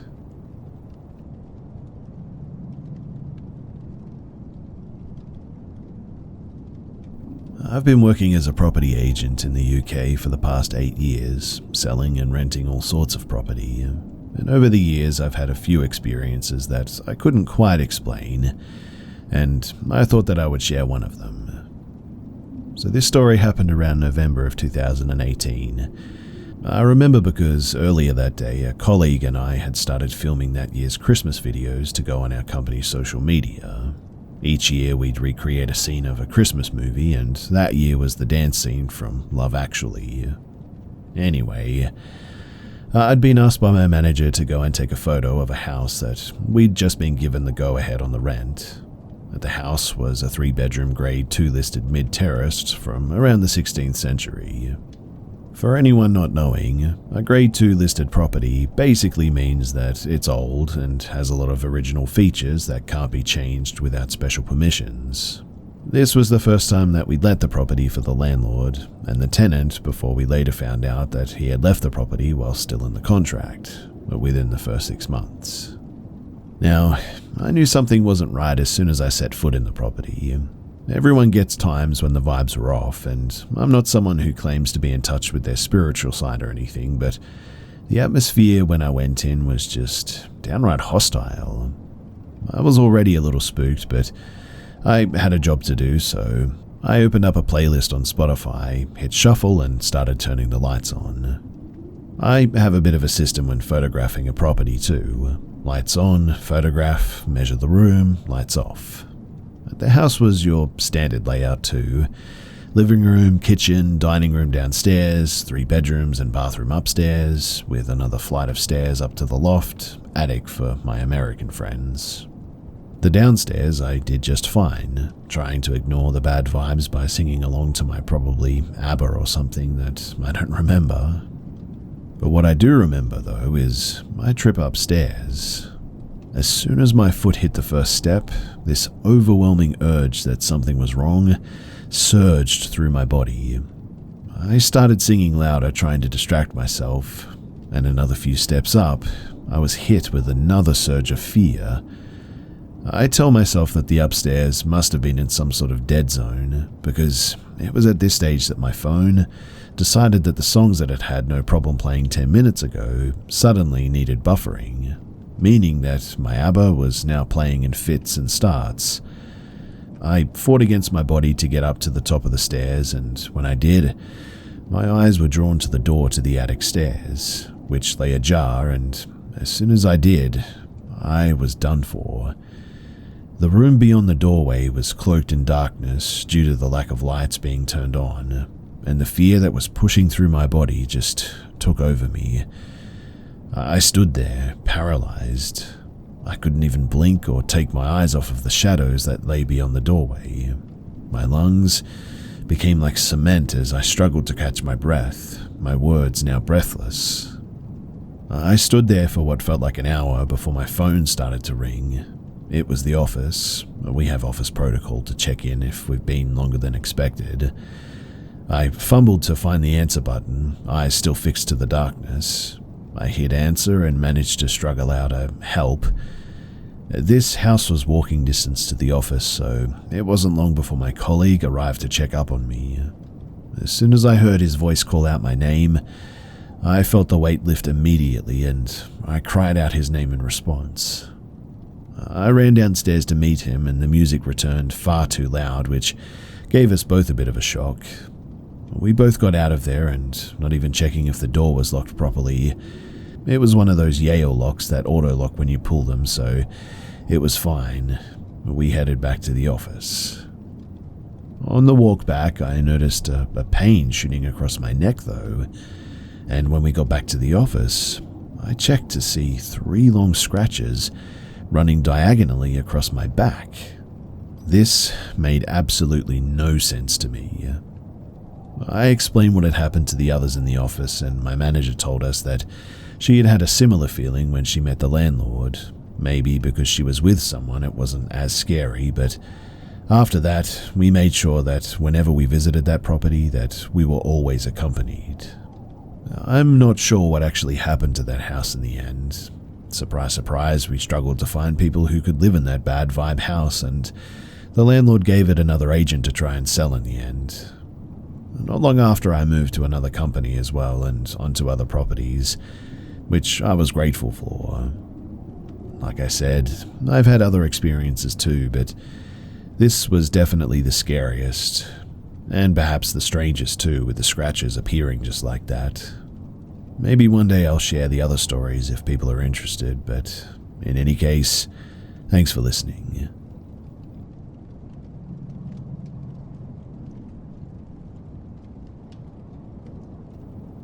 During the fires that consumed Mount Charleston, Nevada, my parents drove out to the mountain when the roads were clear. They described the wildlife to be running around the car as they drove through the open road. My dad told my mum to stop the car, and he got out and started walking through the desert. He realizes that the wilderness is running, including snakes and other deadly animals. He also witnesses what looks like a moose or an elk in the distance that was looking at him, walked off in the direction of the rabbits and other wildlife. As he gets in the vehicle, though, both my parents and his father describe seeing a tall man crouched in front of the car all of a sudden, wings draped over his back. As he stands and faces them, his wingspan was wide enough to cover the entire 2-lane road. He then lifted off of the ground in 4 swooshes. They described him as muscular, 6 or an 8-pack, broad shoulders, arms and legs. But the face was apparently mesmerizing. They said that it was hard to describe his face, but it wasn't human. Based on what they said, it sounded a lot like a man-bird. The Mothman was a topic of discussion for them to decide if it was the Mothman, so I guess it probably resembled something like this. If anyone has had any similar stories about this creature or from this area, then please do share it with me, because I really want to try to understand exactly what they say they saw.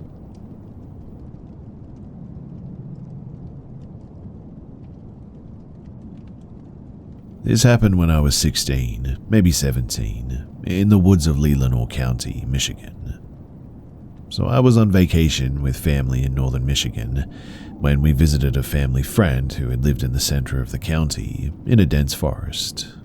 I remember when we pulled up the road the house was on was a gravel road instead of a paved road. I remember looking down the gravel road and seeing it go down a hill and turn to the left in the forest. A few hours passed by and I decided to go and check out where the gravel road went. I remember feeling extremely nervous because we were in black bear country, as I grew up in the suburbs of Chicago and never really experienced bears before. When I got to the top of the hill, I remember hearing birds chirping and lots of frogs croaking. The forest felt alive, I guess is what I'm saying, and I did not feel terribly unsafe, only nervous because of the possible presence of bears. As I started walking down the hill, I started whistling the Hunger Games 4-tone whistle, and as I got midway down the hill, I noticed that the birds and the frogs stopped making noise, and the forest fell silent. At this point, my instincts kicked in, and I knew that something was wrong. I remembered learning that the forest goes silent when there's a predator around, yet I still kept going down the hill. I was determined to know what was at the bottom of it. I was still whistling the same 4-tone whistle when I heard something whistle it back perfectly. It made the exact same sound that I made, and it sounded very oddly humanoid, like there was a person watching me, a predator. I remember being frozen in fear, just staring at the area of forest that it came out of before turning around and walking back up the hill. When the house came into view again, I sprinted until I got inside, and I didn't leave anyone's eyesight for the rest of the night. Since then, I have not had any encounters like this, and I've never been back to that area. I don't know if it was something paranormal or if perhaps there was an actual person watching me down there. Both equally terrify me to this day. But if anyone knows of any legends from northern Michigan, from that county, then please do let me know, because I have been thinking about this a lot.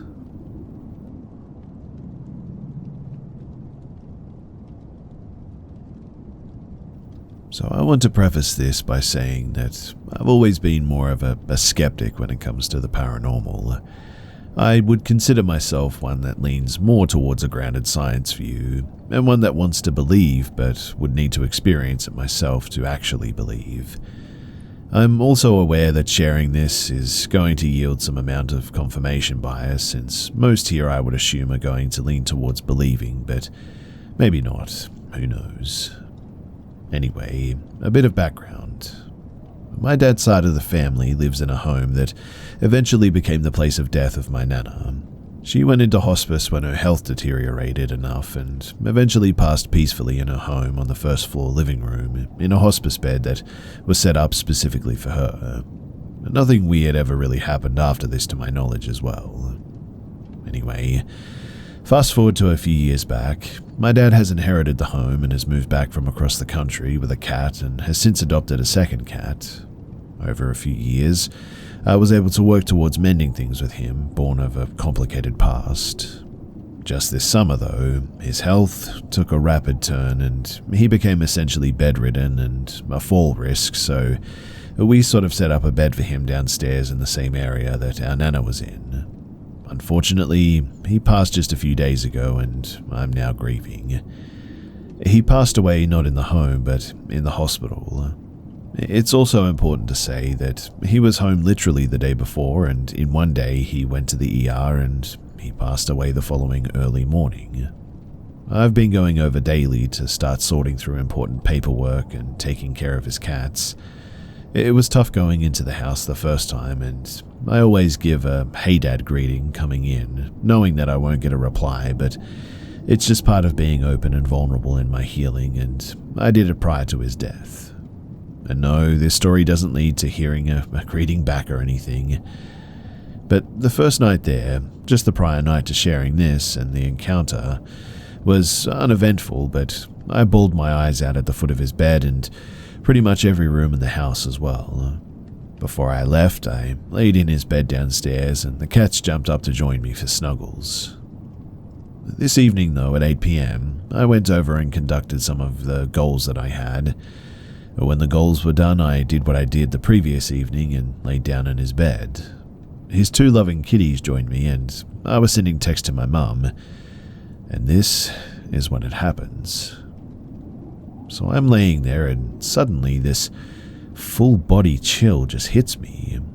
I'm in a tank top and athletic shorts, but I run hot and I've always been very warm in the house. Plus, I'd been moving around a lot just prior to laying down. Really, there was no reason to have chills.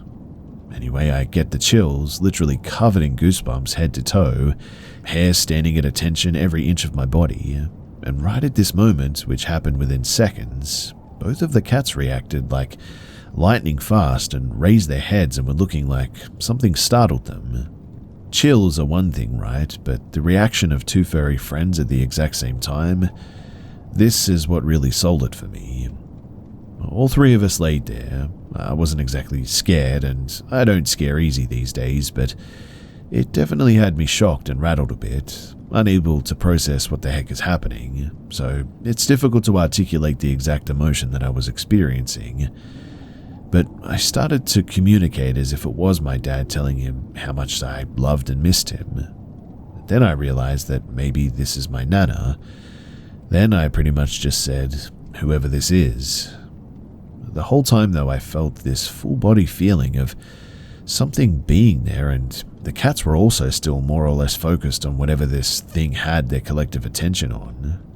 One cat eventually got up to walk to the water bowl area, and the other cat I think just sort of relaxed, but I still had chills everywhere.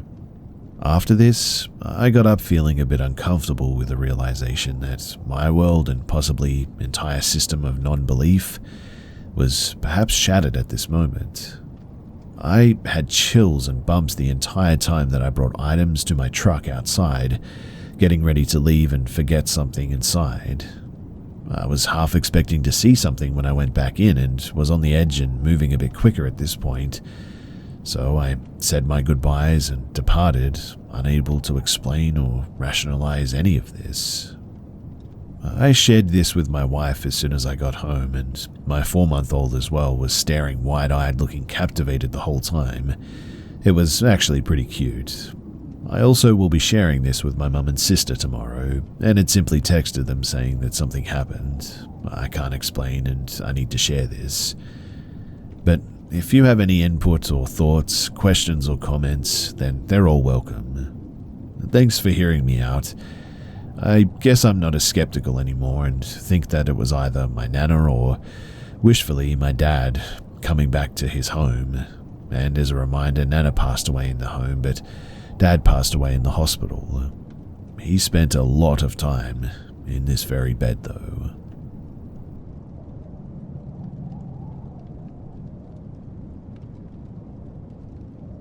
Let me start this by saying that I've never truly believed in ghosts.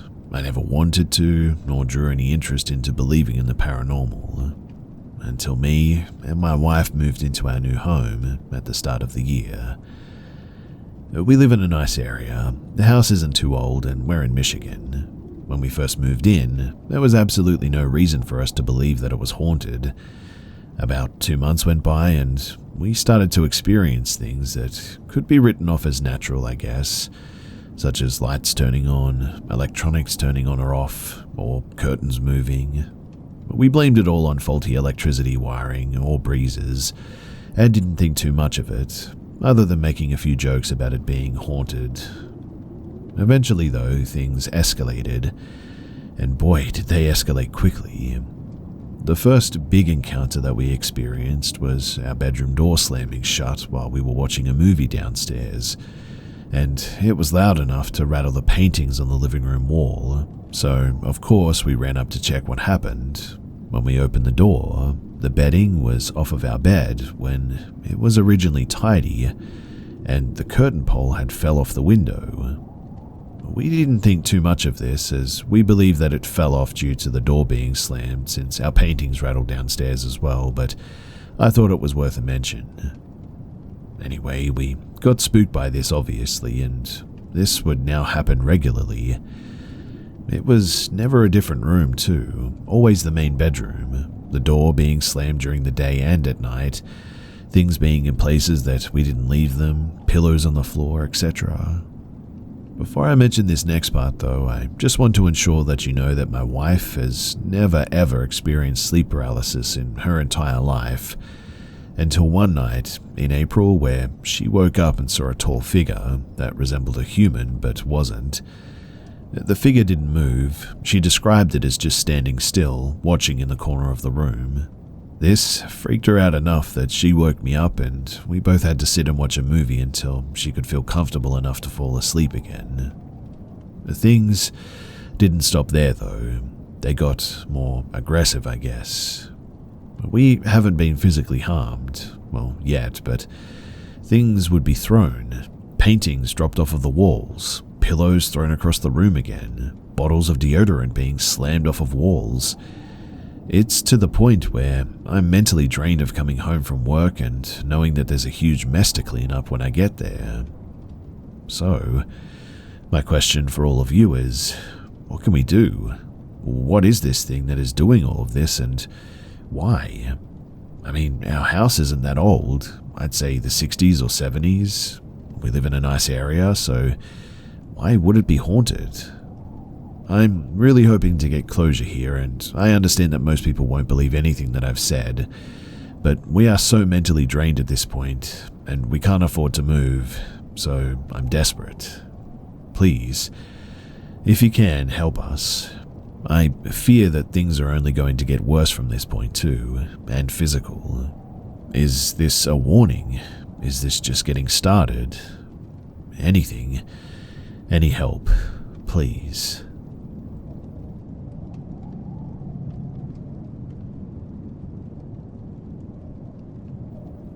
This happened in the early to mid-1980s. I was about 12 and had a group of friends that I hung out with regularly. I lived in Louisiana. There was this fad back then too to open these teen nightclubs. No alcohol, just disco music and the same vibe as the cocaine-induced frenzy of adult disco clubs, I guess. But anyway, one was opening up. My friends couldn't stop talking about it. I hate crowds, but I was a follower in my group, so in the end I agreed to go with everybody. One of our parents dropped us off. We paid our $2 to get in. I can see that it's super crowded, shoulder to shoulder. I just kind of hung out around the front door debating whether or not I was going to stay. After 10 or 15 minutes pass, I get this feeling like somebody is watching me. Just an eerie sort of creepy vibe. So I just start looking around. There's a lot of people, so it's a bit like a blur. Then I notice this middle-aged guy, short brown hair, striped collared shirt. He's just staring at me like maybe he knows me or something. Well, I knew that I didn't know him, and that was my cue to leave. It was about a 5-mile walk down a well-lit, semi-busy 2-lane highway, then right and another couple of miles down a 4-lane road into the subdivision. It's only about 8 p.m. and I don't have to be home till midnight, so I have time to walk it. So I take off walking, and I guess about halfway home, this car pulls up on the side of the road that I was crossing, and it's the same guy from the nightclub. My heart starts pounding out of my chest. I mean, he creeped me out when there was like around 200 people around. I was really creeped out on an isolated side street by myself now. But he yells at me and asks if I want to ride. And I mean, it's pretty far, but to heck with that. I said no, and I kept walking. Then he yells at me, "You want to make an easy $20? And I'm dumb. I stop and ask, "How?" He says, "Get in the car and I'll tell you." But nope, I just bolted. I took off, and I don't think I've ever run that fast in my entire life.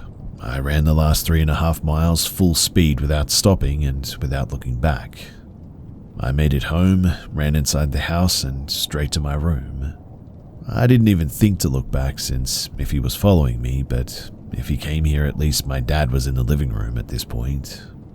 I never did tell anybody about what actually happened that night, but when I think back on it, I really think that I was one dumb move away from being on a milk carton, or maybe something worse.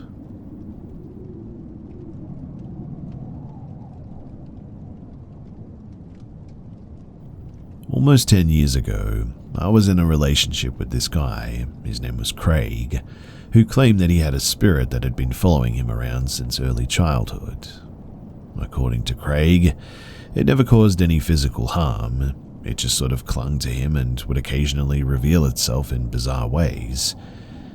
Craig's family was apparently very aware of this and believed it, claiming to have witnessed numerous bizarre occurrences over the years, all of which happened whenever Craig was around. Honestly, I didn't believe this for a second, not at all. And because I didn't believe it, it felt like a bit of a red flag. I mean, why would he make up something so random and bizarre and share it with me so out of the blue when nothing had warranted it? But being in my early 20s at the time, I just chose to ignore it, because he was great and seemed so normal otherwise. I suppose I eventually chose to believe that he genuinely believed it, which was preferable to the idea that he would maintain such a lie for so long just to unsettle me. Still, I pulled a Dennis Scully and reasoned that all the strange events that he had experienced throughout his life must have had reasonable explanations. Now, one night, Craig was staying over at my place. This was actually the first time that we'd ever spent an entire night together. We talked, made future plans, made out, and listened to music. Before we knew it, it was 2 a.m, and this was around the time that something really strange happened. We were both sitting on the floor of my bedroom, backs against the far wall opposite my bedroom door, looking for music videos to watch on my laptop, when 3 loud, fast knocks came from the door. I was so startled because it was extremely late, and the only other person present in the house at that time was my mum, who had gone to sleep hours ago and only ever got up to use the bathroom. She certainly never knocked on my door at such a late hour, especially if I had company over. I silently listened if I had imagined the knocks, because it was late and I was feeling pretty tired. But no, because when I had looked over at Craig, he was also looking at the door. This is the part where I imagine that a lot of listeners will probably decide that this story is fake, but hey, I'm going to stay true to my experience, so here it goes.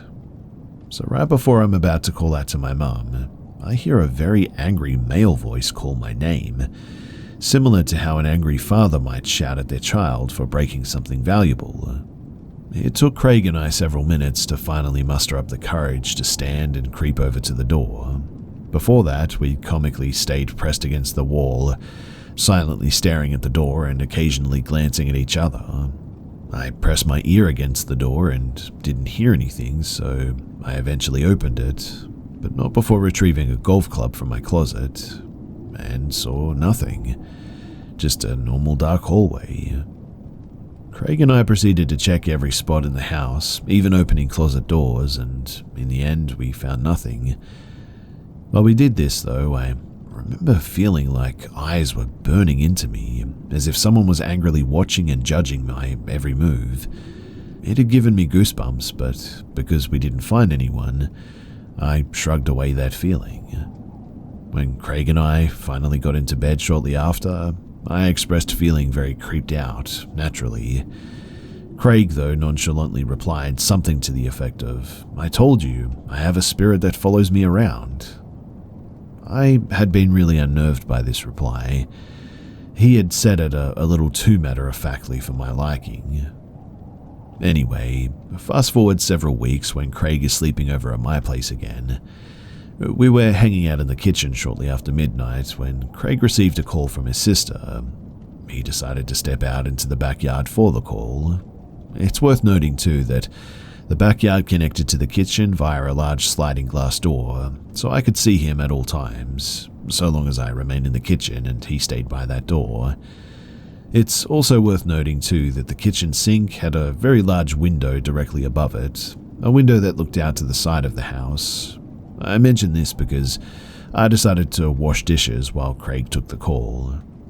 While washing the dishes, I alternated between looking out the window in front of me and glancing to my right, where I could see Craig leaning against the glass door as he conversed with his sister. When I got to a particularly dirty dish, I stopped looking out of the window and to my right, so I could focus on getting the dish clean. When I achieved this, I looked back at the window and immediately took a couple of steps back, because standing right outside of the window was Craig, who was now smiling at me, and I don't mean an ordinary smile. I'm talking a highly exaggerated grin with lots of teeth showing, eyes blown wide open. If you've seen the recent horror movie Smile, then you know exactly what I'm talking about. It was very similar to that. After I collected myself, I laughed and shook my head at Craig, before gesturing at him to knock it off and come back inside. But he stayed completely motionless, eyes still burning into mine, his grin never faltering. He didn't even blink. After another 10 seconds or so went by, I began to feel very unsettled by this. Mind you, I had still been under the impression that he was just trying to make me feel uncomfortable via his version of a joke, so I was mostly unnerved that he would commit to the gag for so long, more than anything else, I guess. I certainly didn't consider it could be anything else, even after the previous incident. When out of nowhere, while I was still looking directly at Craig through the window, I heard the sliding glass door open to my right. When this happened, I looked away from the window and saw Craig coming back inside from the backyard. When I looked back at the window, the smiling Craig was now gone. Now, I want to make it crystal clear, unless Craig had secret teleportation powers I didn't know about, there was just no way that he could have moved from the window to the sliding glass door while I was staring right at him like that. It would have been impossible. When I told Craig what I had just experienced, he said, "I believe you. Something like that has happened before." Craig just grabbed my hand and led me to my bedroom, and I felt eyes burning into my back the whole way there. Up until Craig shut my bedroom door, that is. But even then, after we got into bed, I could still sense something standing on the other side of that door. We split up not long after this due to something unrelated. Believe it or not, too, nothing strange has ever happened since. Almost a full decade later, and I haven't experienced anything. I never feel like I'm being watched, nor have I seen anything strange. But if you've listened this far, then thanks, and I would love to get some thoughts. I've had other bizarre experiences, all of which occurred prior to meeting Craig, but nothing that was ever so blatant, I guess. I'll admit that I'm still somewhat of a skeptic, but whenever I try to come up with a reasonable explanation for the experiences that I just mentioned, I always come up empty. I typically forget about these encounters, but this time of the year naturally brings the memories back, I guess, even though they happened at a completely different time of the year. In any case, if you do have some thoughts, then please share them in the comments below.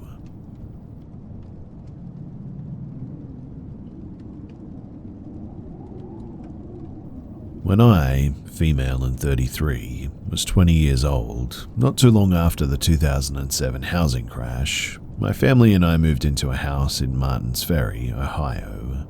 It previously was a duplex that was converted into one sort of large house. It had 2 floors, 6 bedrooms, 4 on the second floor, 2 on the ground floor, 1 bathroom right next to my bedroom, and a very short basement. I couldn't stand up straight in it, and I'm 5'9". So I lived there with my 2 older brothers, A and E, 22 and 21, and little sister H, 13. Our rooms were on the second floor, as well as my mother and my stepfather, 52 and 45 respectively. I also have an older sister, D, 27. Now, I didn't come from a great home life, and eventually my stepfather was put in jail for DUIs and driving without a license. Everything was fine when we moved in, though. We all had previously experienced paranormal activity in other homes that we lived in. This wasn't something unusual or frightening because we lived in an oldish city anyway. Other than seeing, hearing, smelling some weird things, nothing was outstandingly frightening.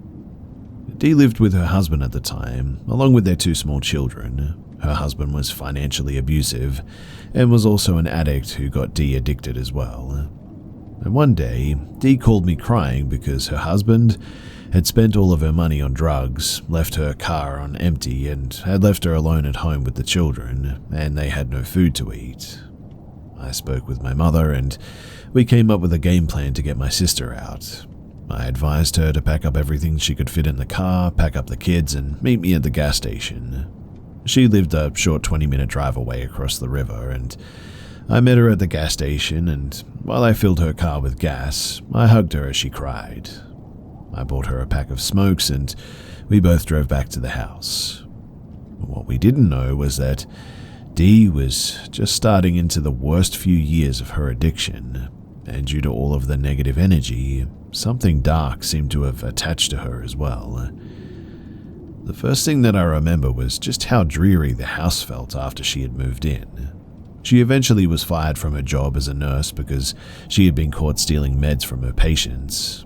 She decided to get back with her husband, and he moved in because he couldn't afford their house payments due to spending all his money on drugs, and she also had a boyfriend that she was cheating on him with. It was a very tumultuous time because Dee is the type of person who thinks all other women are out to get her and steal her man. So she assumed that I was trying to sleep with her husband because I tried to be civil around him. I was engaged to someone else at the time, mind you, and after a day full of my sister trying to physically attack me, this is when this dark thing started to materialize. So at night, I would be in bed and feel like something was watching me. Anytime I was doing schoolwork, I felt like someone was standing behind me while I sat at my desk in my bedroom. It evolved into things in my room being moved around when nobody else was able to get into my room. Then my blankets would be pulled off in my sleep. Eventually, I started hearing someone walking around my room at night as well. Then the scratches started appearing. I would wake up with random scratches on my legs, on my back where I couldn't reach them. and one night I was grabbed by my leg and ripped off my bed by something that I wasn't able to see. Mind you, I am not a small woman by any means, so it would take someone quite strong to yank me that hard and that fast off of my bed in a dead weight, dead sleep like that. Another terrifying night, I heard it walk around the hallway outside of my bedroom. I lit some sage to cleanse my room and started chanting a protection spell over and over again for nearly half an hour. My fiancée Jay, 19 at the time, called me extremely upset, telling me that something was in his house outside of his room, growling, and he felt like he was going to be attacked if he left his room. The next day I went over to his house. He lived in a town that I grew up in where my sister and my whole family lived before we moved into this new house. And there were literal gouged scratches in his wooden door from where, whatever it was, had been waiting apparently. I asked him if I had left anything at his house within the last few days, and I looked around and saw my watch on the windowsill by his bed. I don't know if that had anything to do with it, but something was telling me that whatever this thing was, it was now fixated on me.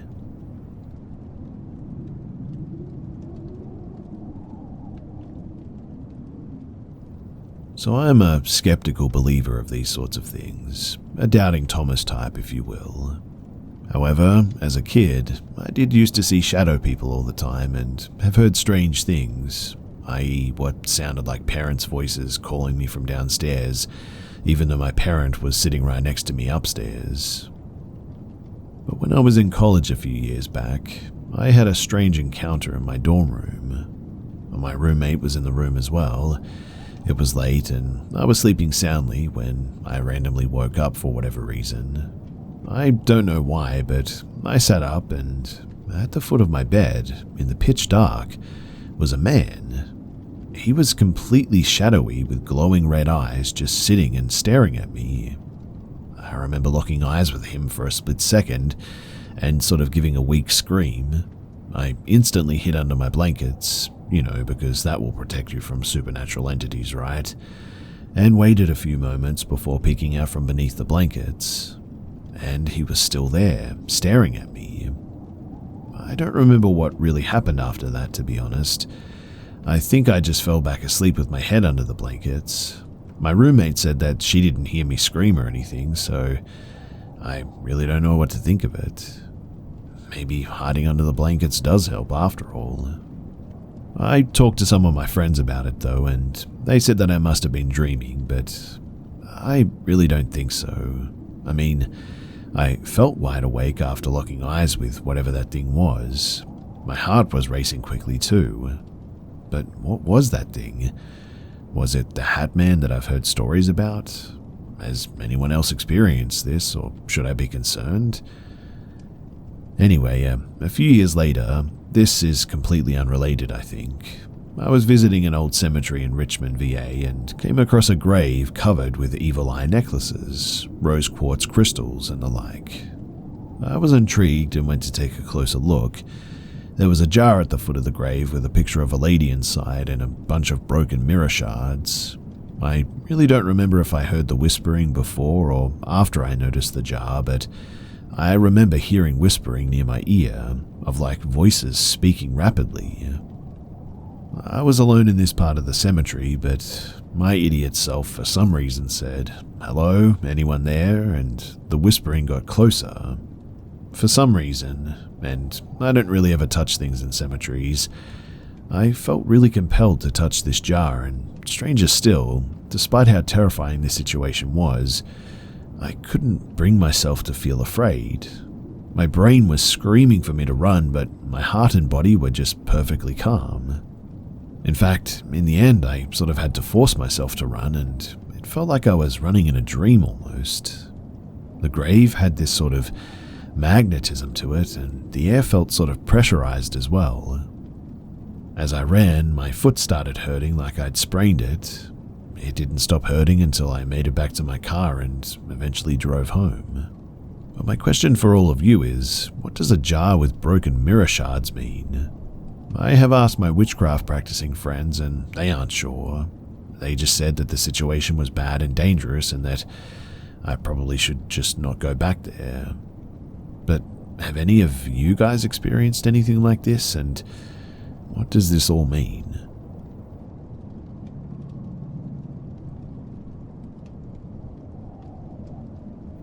So, I didn't grow up in a very good area. I won't give the location for privacy's sake, but I live in a fairly large city, and at the time I was around 10 or 11. This was overall not a good area, like I said. Lots of gang activity, drug use, that kind of thing. One of those neighborhoods with the jacked up sidewalks and shopping carts strewn everywhere sort of vibe. But there was a park a couple of blocks away from my house, and I decided to go on a run and spend some time there on my own. I don't know why I was allowed to leave on my own, to be honest, knowing the area, but it was still light out when I jogged down there. But it started getting dark when I actually reached the park. It was around dusk. The layout of the park too was a big sort of rectangle basically. It faced out long ways, so the shorter side was there where the gate was. It's hard to explain, but I hope you all get it. Now, there was a large set of swings at the very front, and I sat down to hang out there for a bit. At the time, I didn't have a phone with service, I just had music downloaded to listen to. I was sitting with my earbuds in and just got this really awful feeling all of a sudden. It felt like a tingling on the back of my neck, and I knew something was up. I took one earbud out and kept swinging, but I couldn't shake that feeling. Finally, I turned around to check behind me, and there was an alleyway leading into the park that sort of curved, so you could only see part of the way down. It was all white gravel, and down the alley was a dumpster. And there was a figure on the ground with what I can only describe as a ton of red stuff around him, which, looking back, I now know was a lot of blood, and another guy standing or walking towards me quickly. The alley was across the playground, about 40 feet away maybe, and as soon as I saw the man approaching me, I dipped out of there as quickly as I could. He definitely had something in his hands that I couldn't really see, but he was holding it like a knife or a pair of scissors, I would guess. I sprinted the couple blocks away back to my house, and I got in through the back to make sure that nobody saw me. I'm not sure if he followed me, but I could have sworn that I heard running at one point. I didn't tell my dad until years later, and he fully believed me knowing the area. That area was just bad news, and I'm genuinely amazed that something bad didn't happen to me with how much I was let out alone. I really hope that I didn't witness what I think I did, but to be honest, I think it was what I saw.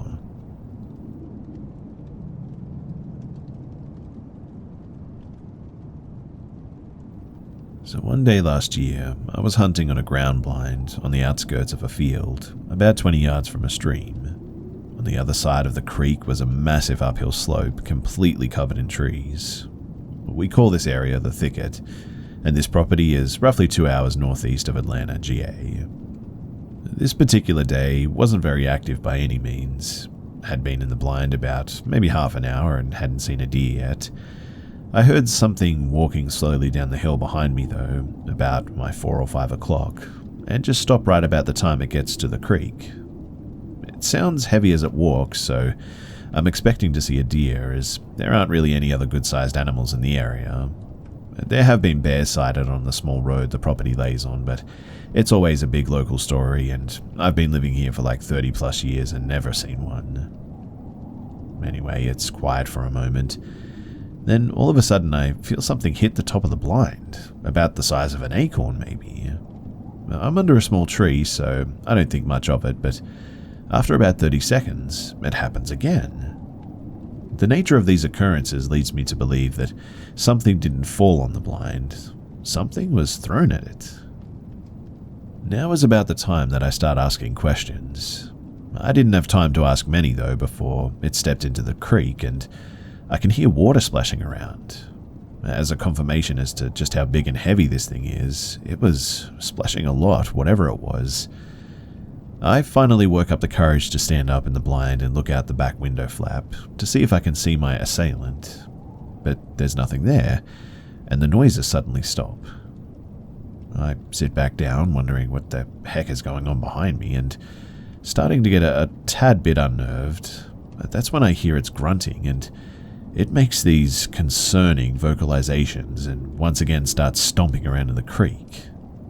Now, when I hunt, I'm usually carrying a buck knife, a 9mm handgun, and my primary rifle is a Browning X-Bolt, chambered in .300 short magnum. For anyone who doesn't understand what that means, the too long didn't read version is that it's a massive, unreasonable, powerful bullet. Most deer that I kill with it never run away and bleed out somewhere. They're usually dead before they even hit the ground from blunt force trauma. In short, it's a hair short of being considered overkill. The reason why I tell you this is to highlight the fact that I wasn't exactly defenseless at the time, quite the opposite. After about 2 or 3 more minutes of hearing this thing causing a ruckus in the creek, I decided that my only way out of this was a confrontation. So I stand up, unzip my blind, and take the safety off of my shoulder cannon as I step out into the open field. But again, it's just not there. Nothing in the creek, nothing in the field, nothing in the thicket, no sounds of any kind, nothing. I've had about all that I can stand at this point, so I don't care how many guns I have. Nothing that big and that heavy can just vanish into thin air like that. It was time to get back to the RTV and get the heck out of there, and now. But I couldn't even take one step in the direction of my ride when I hear it again, walking slowly back up the hill, deep into the thicket. And I swear this time, I think that I can hear it breathing too. I looked up in that direction, but I couldn't see anything. Needless to say, I haven't hunted in that field again, and to be honest, I don't plan to either.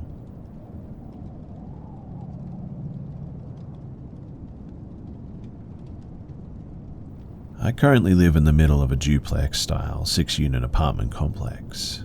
We've lived here for close to a year now. Since moving in, there have been a number of renovations and improvements on the property.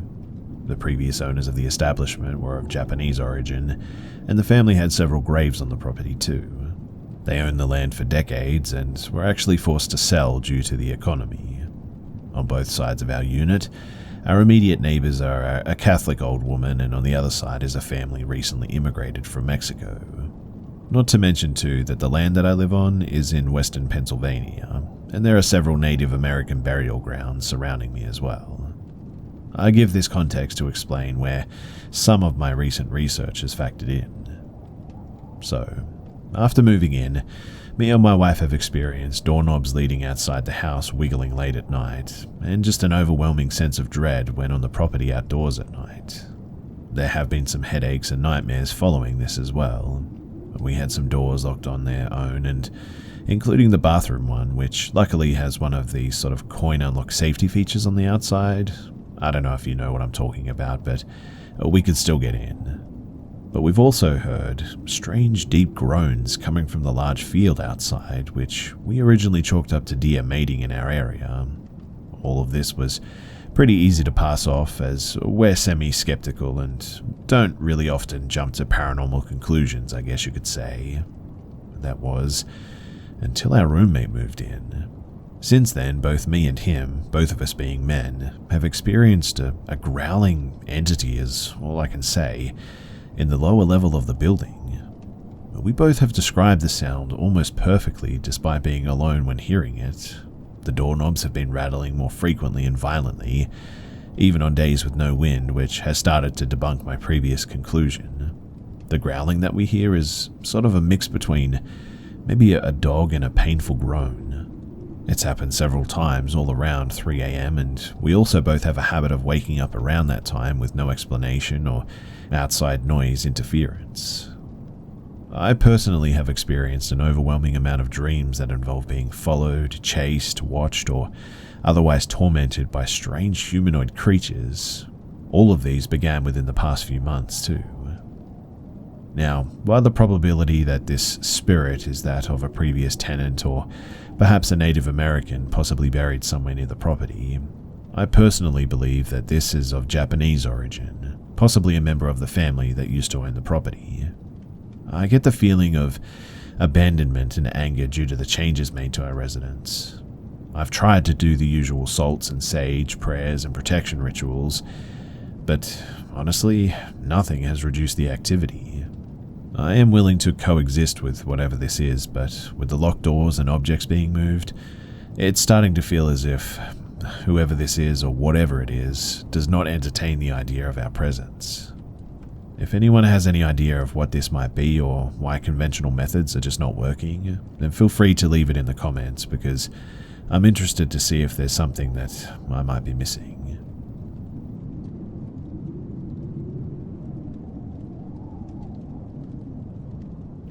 So my grandparents had a holiday vacation home on the Isle of Wight in the UK. The house itself was a Grand Victorian mansion that had been turned into apartments.